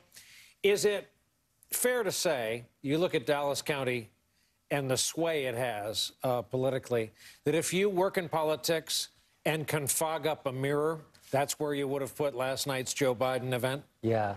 So for somebody who's literally gotten their great result tonight on the wings of momentum and a prayer, basically. Free media. But smart strategic decision. Yeah. So, that's, if you look at the states to come up, he's obviously getting tattooed an early vote, making it up today. So Arizona, Florida, Georgia, the states coming up with a lot of early vote, he should have the momentum and the money and the political support and a little bit more organization, so he's not so reliant on Election Day. But, yeah, that was a brilliant place to hold the event yesterday. The dynamic Joy describes, you can't buy. No. You can't insist upon it. No. That is credit for time served. Yeah, absolutely. And I think if the Bernie Sanders campaign could do it all over again, they might have gone to Selma. His absence was noticed. I was surprised. And he was the one, and remember, Pete Buttigieg went, I guess, knowing he was going to drop out. So he kind of got a little credibility for standing in that line. He and Chasten Buttigieg were in that line. Bernie Sanders was in California doing an event with the remainder of Public Enemy, or part of Public Enemy, Chuck D. And so if you think about it, California, he's not, if he had macked out in California, if right now he was up by 10 points in California, I'd say, well, that was a smart decision. He put his money where his votes were. But it looks like he's squeaking in California, and he just got mowed down in the South. And the black vote is the base of the Democratic Party. Black women are the base. And so the idea that he hasn't grown with black voters is a huge problem. One smart, very short other anecdote, we did a focus group with young black South Carolina voters, 5 young black South Carolina voters. Of the 5, 3 were Biden or open to Biden. 1 was Biden-Warren, and 2 were Warren. Nobody was for Bernie. And these are young, these are his supposed base, young black voters. Biden just has a staying power and a brand strength that we haven't really been anticipating. It's basically borrowed from Barack Obama, but it's real. Can we talk about what is going to happen between the Bernie Sanders movement, Bernie Sanders campaign, and the rest of the Democratic Party? If Bernie Sanders is the nominee, that's been hashed over and discussed and pundified to within an inch of its life over the past couple of weeks, especially since Nevada. But if Bernie Sanders is not going to be the nominee, and let's say Joe Biden is going to be the nominee, what are the options that the Democratic Party and Joe Biden have for trying to keep Bernie Sanders, or either to bring him back into the Democratic Party tent or to keep as many of his supporters in the tent? It's still very raw, open wounds from 2016 in terms of people feeling like Senator Sanders was never, that his own campaign didn't stop enough for his efforts to actually benefit the person who became the nominee instead of him. Were there any lessons learned there? Will the Democrats be any better at doing that if that once again is their task? Well, I'd say a couple things. So one, Bernie Sanders spent some chunk of this campaign as a national frontrunner, and he's still in a very strong position. Absolutely. So I think a little different than last time, where I think there was a sense that maybe he wasn't taken seriously. So in a scenario where Biden's our nominee, first of all, it's on Joe Biden and his campaign to do everything possible. There are local volunteers to reach out and invite Sanders volunteers, hire some of the Sanders staff.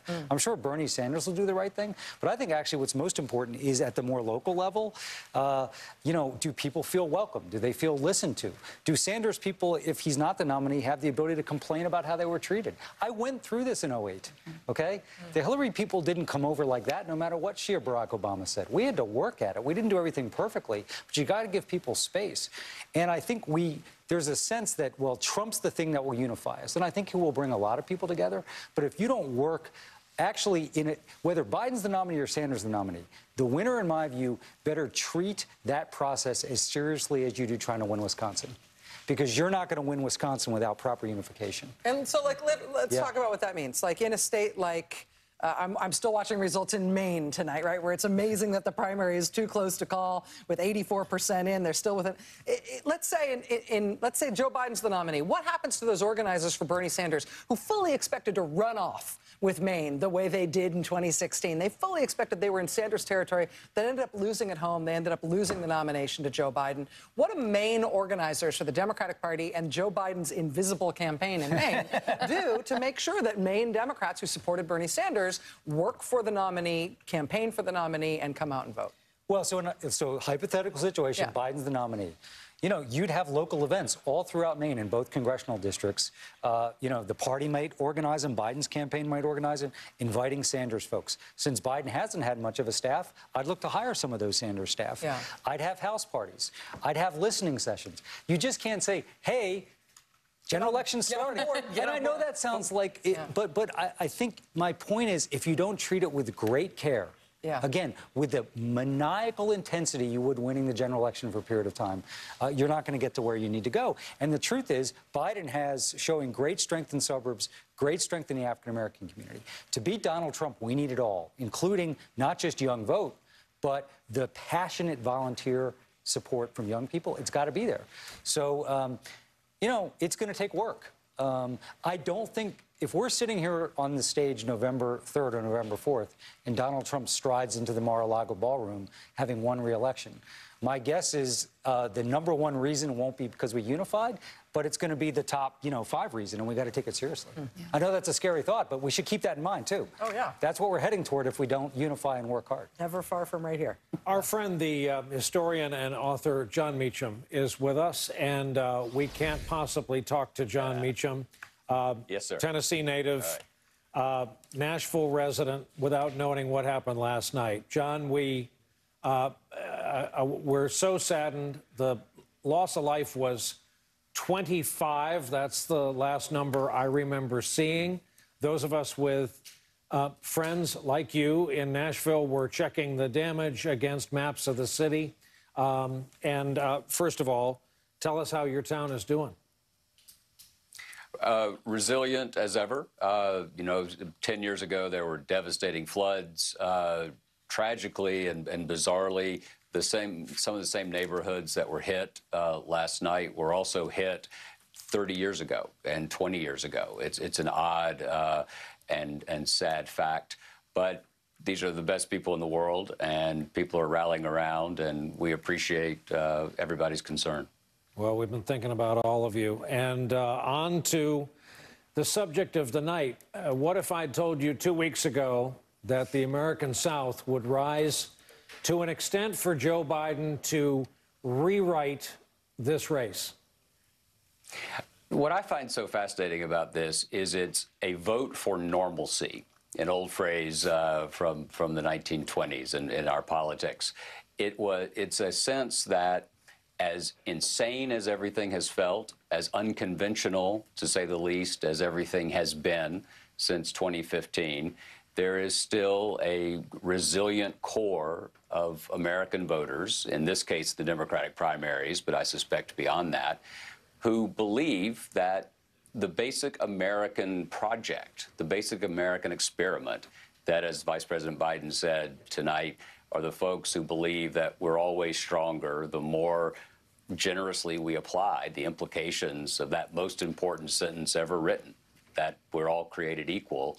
And even though we don't live up to it, I think, as the Vice President has masterfully coined on the stump, we may not have always lived up to it, but we've never actively walked away from it either until recent years. And I think this is a big affirmative vote for a kind of American consensus that is not totally centrist.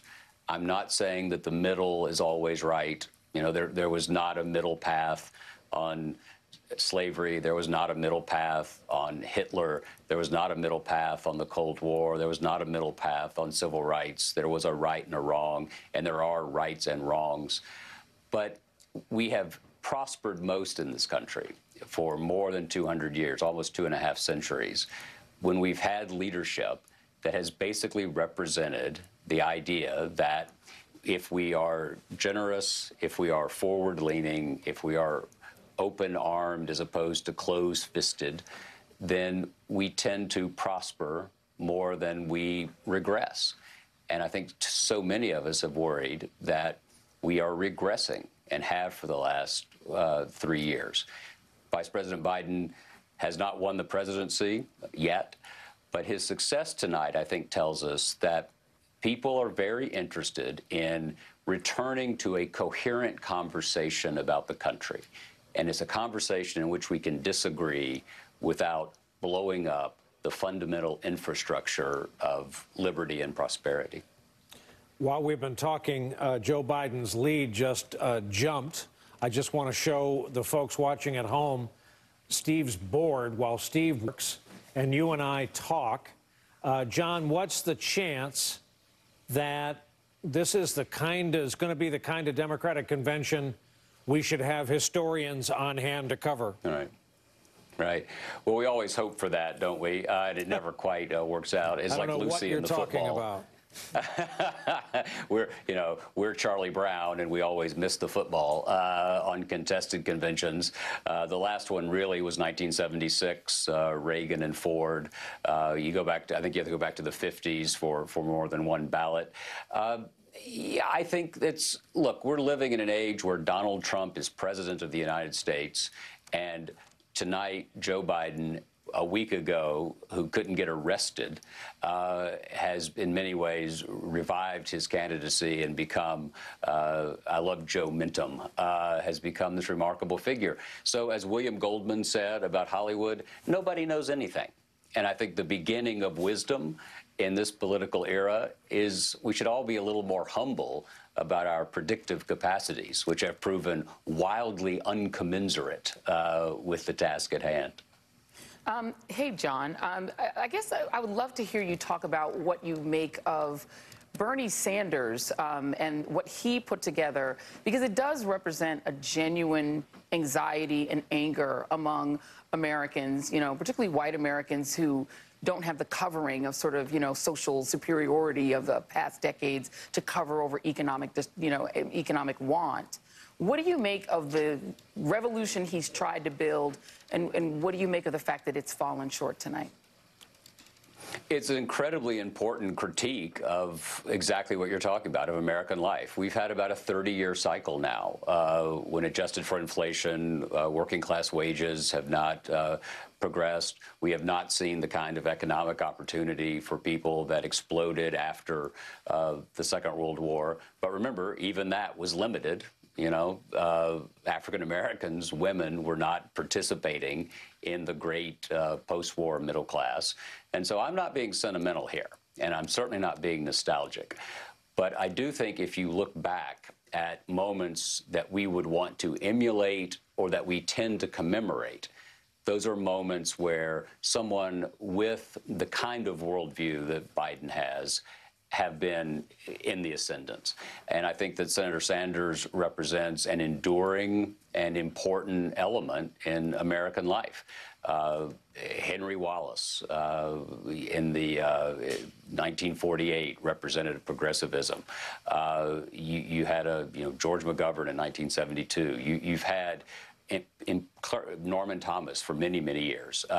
You had people arguing for a democratic socialist safety net coming out of really the progressive era that has an immense amount of appeal to people, particularly when they're suffering and when they don't feel that they are being included in the mainstream of American life. It is also the fact, however, historically, that most liberal democratic progress, and I can capitalize that or not capitalize it as you wish, have come from figures like Franklin Roosevelt, like Harry Truman, like John Kennedy, like Lyndon Johnson, people who have been closer to where Biden is than where Sanders is. That's just a fact of the past. The future may not bear that out, but right now, tonight, what's true in American history is that the most liberal progress has been made by people like Biden rather than people like Sanders. John Meacham, thank you for joining us tonight. It's good to have you with us on a night that is still unfolding, and we're still trying to make sense of. It's great to have you here. One of the states that we are continuing to watch tonight, in addition to the big ones of California, the most delegates at stake, and Texas, is the state of Maine, which has a grand total of 24 delegates. We've been talking so much tonight about the various levels of appeal of each of the candidates and all of the candidates to various communities of color. Maine is one of the whitest states in the country. It's a state that Bernie Sanders did very well in 2016 in what was a caucus. This is a primary, but right now with 87% of the vote in, still too close to call, and Joe Biden narrowly leading. We'll keep watching that, as well as the big states of Texas and California, as our coverage continues.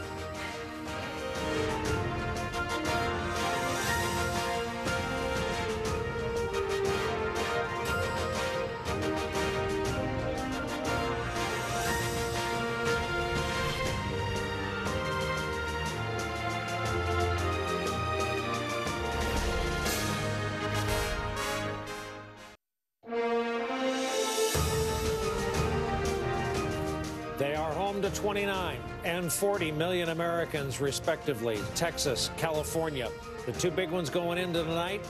They may very well lead us into Wednesday and then some. We're into Wednesday. That is, yeah, that's Yes. true. But not everywhere. Not everywhere our people are watching. Right. It's still Tuesday in Sure. some parts of the country. That was just explained and to me. also, we didn't say which Wednesday.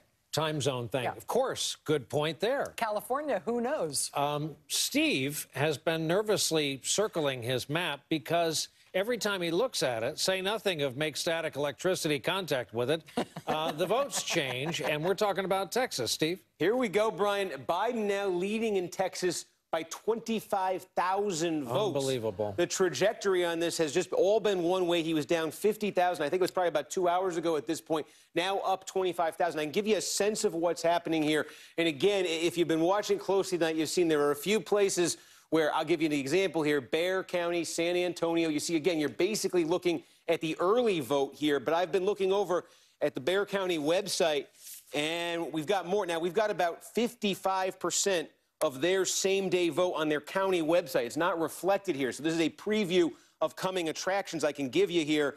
And in their same-day vote right now, the lead for Joe Biden is 420 votes. 420 votes. That's 1.19%. But Biden is leading in the same-day vote in Bexar County. So the votes that start to get added in here at some point, if their county website is correct, they are going to help Joe Biden ever so slightly. And now it's up to 28,000 in that 28,000 votes statewide.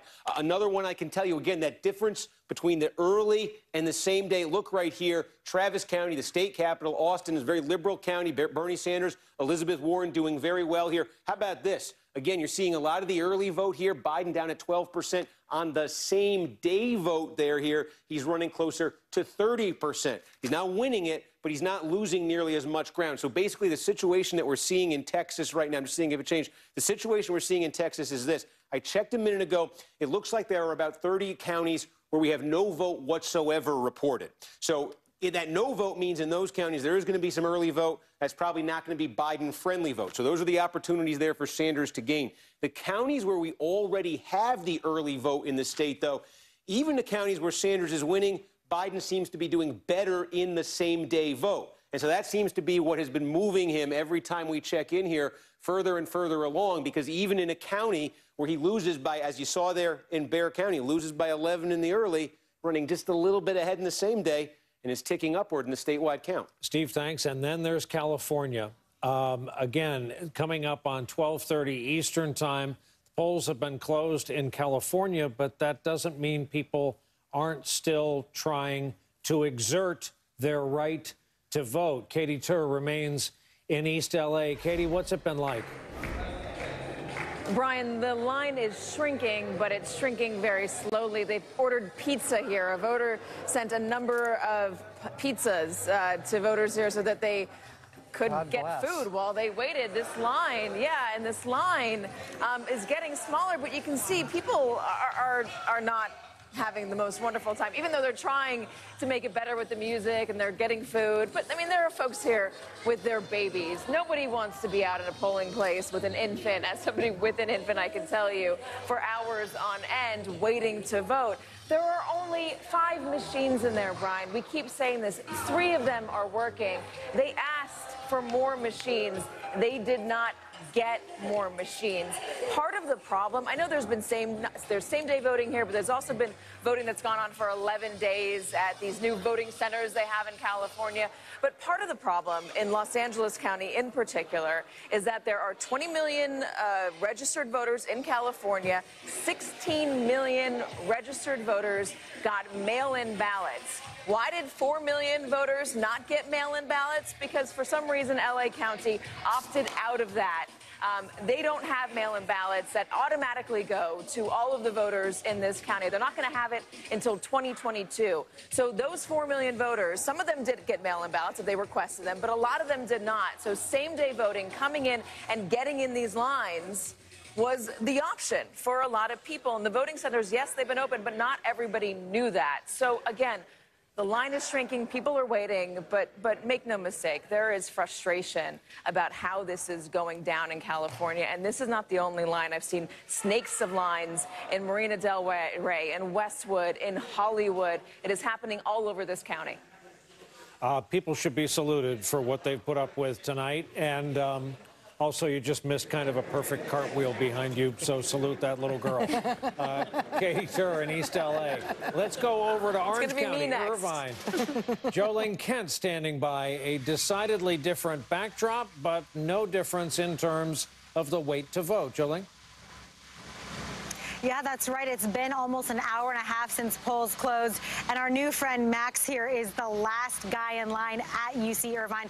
Good news is he's wearing pretty comfortable shoes. He's got his sneakers on, and he's very patient. That's what we're really seeing from all the student voters who have turned out today at UC Irvine. They are telling me, as they've been casting their ballots here and coming out to talk to us, some of them have shared very generously that they are indeed supporting Senator Bernie Sanders here at UC Irvine. You've got the one-off support for Bloomberg and Biden, a lot of those Buttigieg supporters moving over to Biden here at UC Irvine. However, earlier today, we were at Irvine City Hall, and that is a very different demographic of voters. Very few students, a lot more adults, working suburban residents, and they were talking more about Biden to us. They were telling us, some voters coming up to us and saying, look, I wish we could switch our vote from a Buttigieg or a Klobuchar to support Biden. Of course, they can't do that. You cannot vote twice. But that really is the tale of the two orange counties that we've seen today. Of course, you'll remember back in 2018,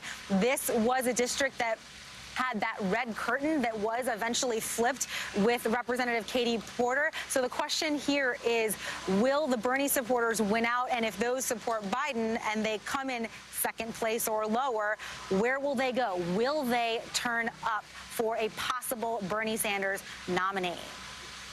Jolene Kent, thank you for that live reporting and for staying with the line, which now has an end. You know, growing up in California, and I was born in 1973, and I lived there until I was out of college. Orange County, the idea that Orange County would be like a swing area, or the idea where you'd be looking for, like, even student Democratic votes is so crazy. I mean, Orange County was the breadbasket of the West Coast Republican revival. That's Reagan Republicanism. Yep, Nixon Presidential Library. Nixon Presidential Library and everything that came thereafter. And the idea that the Democrats, in very recent years, have been able to flip Orange County congressional seats. There's coffee places there now. I know. It is. I mean, it's a reminder that things change. It's a story about changing demographics and the importance of immigration and minority communities and internal mobility in this country. But it's also the story of what the Democratic Party has done in very recent years to try to make themselves a big tent party in places that can speak to changing demographics in places like Orange County, California. I mean, it is just, I mean, it's sometimes good to step back and take the longer lens on these things. It's still crazy to me that in Irvine we're talking about any Democratic voters at all. Robert Gibbs, take the longer lens. What are we witnessing? Well, there are 1,000 data points tonight on how this shift has happened. I'll give you one. In the NBC poll Sunday morning in Texas, Sanders 34, Biden 19. Now, that's not to say the poll was wrong. That's a poll of what's the electorate happening at that moment. 15-point margin. And again, we were thinking, gosh, can Biden hold on to be viable enough? And now we're talking about maybe winning Texas. I think you're looking at the likelihood that he comes out of Super Tuesday with more delegates than Bernie Sanders. Inconceivable 48 hours ago. Crazy. Joy, I was going to say about the South, we had a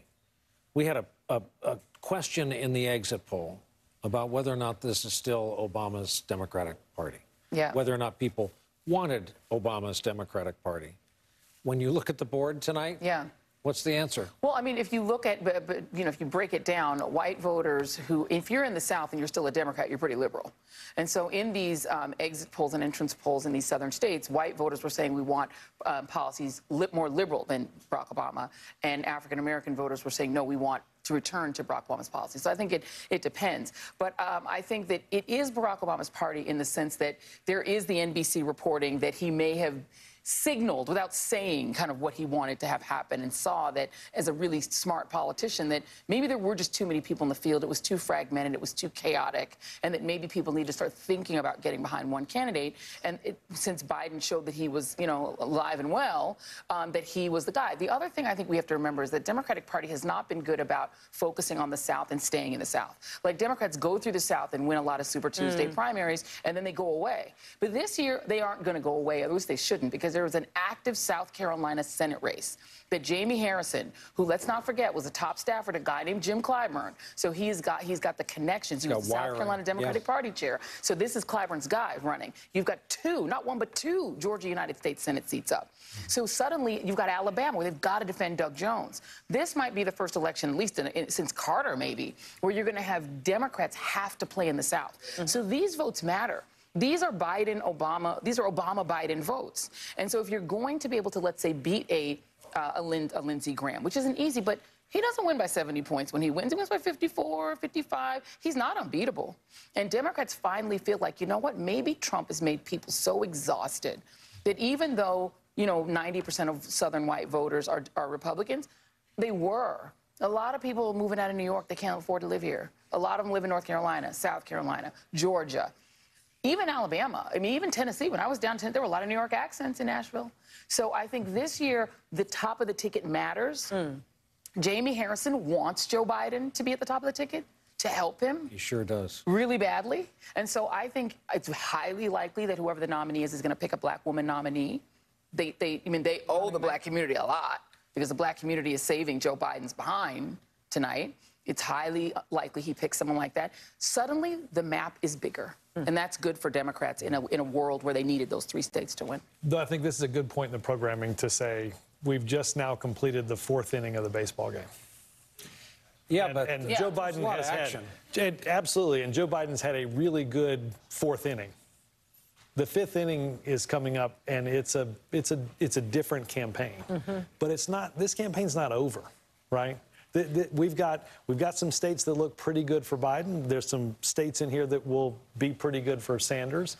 I think there's certainly a challenge coming out of tonight for Sanders to put some stuff back together and figure out if he can grow that coalition. But Joe Biden's got to figure out, too, he's got to be a good candidate for more than 1 week in this race, right? He's got a debate that's going to come up, and he's got to be on his game. He's going to have to prosecute this campaign probably one-on-one in a way that helps him win the nomination, but allows him to put the party back together. And hire the people who know how to do that. And for both of them. So I think this is, look, this is an unmistakably amazing night for Joe Biden. But tomorrow a different campaign starts, and this nomination's not over in any stretch of the imagination. We still have a lot of baseball to play. I will also say, too, in terms of tonight, California is the biggest prize, and not by a little, by a lot. And we are not going to know what happened in California for a long time. This is not going to be. It's not going to be an error. It's not going to be like Iowa in terms of screwing it up. California doesn't even try to figure it out in one day. They really don't even make an effort. Michigan votes in a week, and we may know a lot more about Michigan than we do about California. That is not hyperbole. We absolutely may. And so in terms of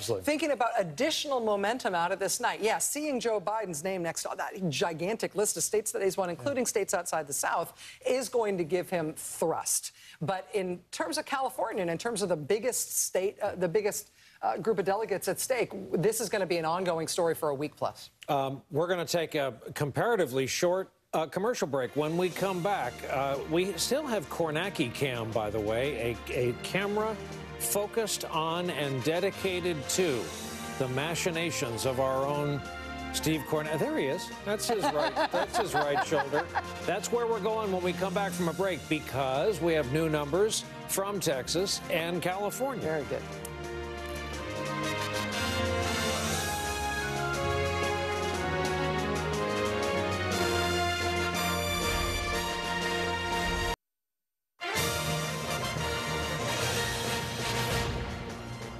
We are back. 2 stories remain our sole focus: California and Texas. And to a lesser but very important extent, Steve Kornacki at the big board, because numbers have just more numbers from Texas, Steve. Look at this. Biden's lead now in Texas, basically 2/3 in. It has moved up to 36,000. Again, 40% of the vote was in. Biden was trailing Sanders by 50,000. 2/3 of the vote is in. Biden moving ahead by 36,000. What this reflects, we've been talking about it, even in these counties where overall Biden's not doing that great. He's having a good election day in Texas, and that means the early vote might not have favored him, but once you get the early vote counted and you start getting to the same day, and the same day is what comes late, Joe Biden's doing very well in Texas. He has moved ahead there. That is part of a much larger, extremely good night for Joe Biden. One thing I just want to put in perspective here, this is the running delegate count. Our decision desk is putting together. They allocate these things. There's a lot more for them to allocate. And I want to just tell you, in terms of estimating, broad, rough estimate that I can do on this rough delegate calculator we have, as you get closer and closer to 100% in all these states, if you take California out of it for just a minute, let me just show you this math, because I think this will, and if you bear with me for 5 seconds, I have to put the number 1 in 3 times, and you will understand why. 2, 3. Okay, so if you take California out of it and you have everything else, right now, I think Joe Biden roughly is up by, I'm going to say, 125 delegates over Bernie Sanders from everything else here. And again, we'll see how Texas finishes. It might move 2 points this way. It might move 2 points that way. But there's so much voting in these places, you're not getting much movement from this point forward. So I think Biden, outside of California, is up about 125 delegates. Now, let me do a scenario quickly in California, because, yeah, huge piece of real estate, not a lot of voting. Let's just say Bernie Sanders wins California in a landslide over Joe Biden. I'm just going to put like 42% in for Bernie Sanders, Joe Biden 23%. And we'll put Warren at 15% at the threshold. If you do that, Joe Biden still gets more delegates tonight in this rough delegate estimator. Even if you award California and a landslide to Bernie Sanders. A landslide in this estimate, again, this is rough. Take it for what it's worth. This comes in at Biden plus 29 for the night. That's losing by 19 points in California. One other tweak that I can just do, this would be the dream Sanders scenario. Nobody else gets viable, more delegates up for grabs. Let me just try that and see what it tells me. And in that scenario, okay, the Biden lead shrinks to 13, but it is a Biden lead. Wait, that's with nobody else viable in California besides Sanders? Yeah, let me tell you what this is. This, in this crude scenario, is Sanders 42, Biden 23, Warren 14, Bloomberg 12. And that would be Warren and Bloomberg gobbling up some I'm just looking at the congressional districts. They're getting some in congressional districts. But overall, yeah, it's a 115 delegate advantage statewide for Sanders over Biden in that scenario. Again, it's just a product of, we talk about this, when you look at a delegate race, the map can be, can mess with your mind, because we're just trained to think about Texas. We're trained to think about the big states. But what Biden did tonight was he got landslides in places like Tennessee and Alabama and Arkansas. And if you get landslides in states like that, you net 30, 35, 40 delegates. And so Biden just got a ton out of the Southeast tonight. He held his own in the northern tier of the country. He certainly held his own in Texas. He might win it outright. And he puts himself in a position where he could suffer a blowout loss in Texas. And it's very conceivable right now that he'd end up with more delegates than Bernie Sanders. And a map after tonight. Tonight was supposed to be the Sanders map night. Later in the month, we're supposed to be the Biden maps. If Biden comes out of the Sanders map night ahead, you're his campaign, you're saying, well, just wait till we get to Florida, Georgia, Mississippi, because there are some states coming up where, based on what you're seeing tonight, Joe Biden looks poised to do very well. Can I make a request? Can you show us some, wheel around and show us some counties in the South, like you did when Biden won every county in South Carolina? I couldn't remember the last time I'd seen that. That's Alabama. Yeah. That's extraordinary. I mean, take a look at just some of the numbers here you're going to see for Joe Biden. You know, we look around Montgomery, the state capital. I mean, 64 to 12 to 6. Again, Alabama tonight, large African-American electorate, not quite as big as we saw last week in South Carolina. But this is what happens when Joe Biden, overwhelming success with the black vote, nobody else making meaningful inroads there. And it powers him to wins like this tonight. I mean, Sanders is barely viable statewide with 60% in. Alabama doesn't have a ton of delegates. It's nothing delegate-wise compared to California. But when you're winning Alabama 63 to 16, meaningful. You're netting delegates. Robert Gibbs, you recognize your home state there? Absolutely, and I was going to make that point of, Sanders has to hang on there, or it's everything to Joe Biden. And I think what's remarkable tonight, and you could never have quite planned it this strategically, but in places that Biden needed Bloomberg not to be viable, he wasn't, right? In a bunch of these southern states that allowed him to rack up delegates, in places where he needed him to be viable, states like Colorado where you knew he was going to struggle, and if you're splitting that vote not 2 ways but 4 ways, he got a lot of help in that tonight. So, you know, for all of the Bloomberg is bad scenario, he helped him in a decent number of states being viable in places and not viable in others. Although in California, the story may be much more complicated than that. I mean, we've only got 28% in. Steve's been telling us all night the sliver that's in California is very skewed compared to how we're going to see what we're going to see from the overall state. But right now, Bernie Sanders, with the vote that we've got in, just over a quarter of the vote, Bernie Sanders is first. Michael Bloomberg is second. Joe Biden is third, still above threshold viability. But that's a different story altogether. People are still voting in California. People are still voting in Texas, where the polls closed hours ago. We're going to take a break. When we come back, we will go there and show you live the situation in Texas.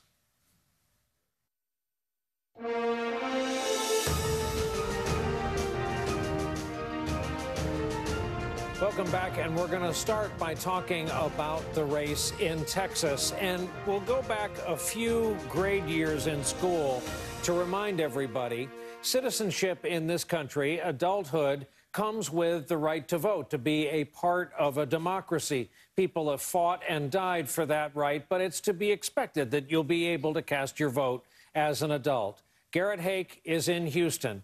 Garrett, a native Texan, has spoken to a gentleman. Garrett, am I correct that he has waited 5 hours to vote? 5.5, Brian. I'm embarrassed about this as a Texan. We're on the campus of Texas Southern University, historically black college in southern Houston, one of the busiest polling places in this area, I was told all day today. But basically everything here went wrong. And voters like Justin McVeigh, who I'm going to bring in now, you waited 5.5 hours to vote.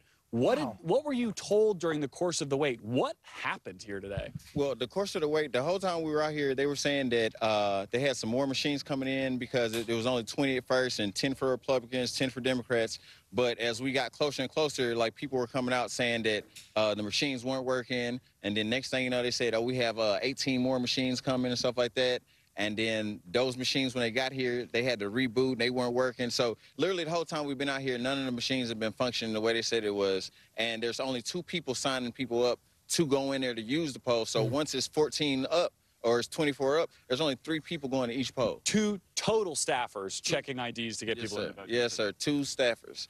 This is a brand new polling place. This didn't exist last cycle. No. Usually we go to Emancipation Park. They'll have enough people to sign you up. You get in like, you'll be out in there in 5 minutes. Literally, it's thousands of us, and we've been sitting out here for 5 hours or whatever since 6:30. And don't get me wrong, like they've have nice people been bringing us pizza and cookies and drinks and stuff like that. But at the end of the day, we were out here for 5 hours, and literally, even when you got inside the building, you still had to wait another 2.5 hours. Why did you stay?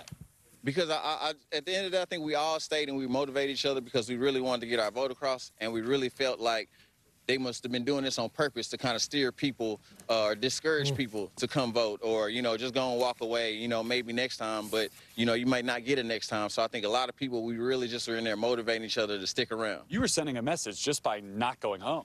That's what we were trying to do. I think that's what everybody's trying to do, just kind of keep everybody up and keep everybody positive, because if you don't vote, we kind of know where it's going. So it's like everybody just stuck out here and, you know, kind of kept everybody up, you know. But like I say, people are still in there right now voting. It's still slow. There's 14 machines in there right now, and there's like 3 people. Unbelievable. Listen, I got to let you go. Thank you for staying. I hope this gets handled before November. This needs to get handled before November. Guys, so you heard that. We cannot go inside. I can't show you the line here. Texas state law keeps us outside this polling place. But there were still a couple of dozen folks in there when I went inside to take a look around who have been sitting here since 6 or 6:30 tonight. They got here early. They got here before the polls closed. They knew if they stayed in line, they would get a chance to vote. And God bless them for sticking them out and doing it. And what did he do? He praised the nice people who brought them cookies and pizza. We have a new hero, and it's that gentleman. Garrett, thank you very much. I will say, we talked about this a little bit earlier. In Texas, McLennan County, home to Waco, Texas, closed 44% of its polling places between 2012 and 2018. During that time, its population grew by more than 15,000 people, more than two-thirds of that growth, African-American and Latino population growth. In the 50 counties that gained the most Black and Latino population between 2012 and 2018, those are populations where the counties where the population rose by 2.5 million people. Texas, between 2012 and 2018, closed 542 of the polling places in those 50 counties. Wonder why they do a thing like that. This is something that is systematically underway in Texas. Texas is not the only state that is contending with this, and Texas is not the only state with lines tonight, but some of this is deliberate. So who do the people of Texas see about that? Well, they see their state representatives and state government, and they can only do so if they're allowed in free and fair elections to choose them. I know our Justice Department has a civil rights unit. Yeah. We used to also have a Voting Rights Act. It's infuriating. Well, here we are coming up on 56 after the hour. Our live coverage is going to continue, but as my friend here has been very candid all evening, if you're in California and you're waiting on us to give you a result like anything approaching Super Tuesday night, maybe, it's not going to happen. Maybe moderate Wednesday, hopeful Thursday. Maine is not yet resolved. Yep. Texas is not yet resolved, although it may yet resolve this evening. Yep. California, not resolved, and not much hope that it will resolve, not even a sense that California is aiming at that, in part because people could still have their ballots postmarked today. But we may yet get Texas results before we go to bed tonight. As always, what she said, quick break for us. Our live coverage continues.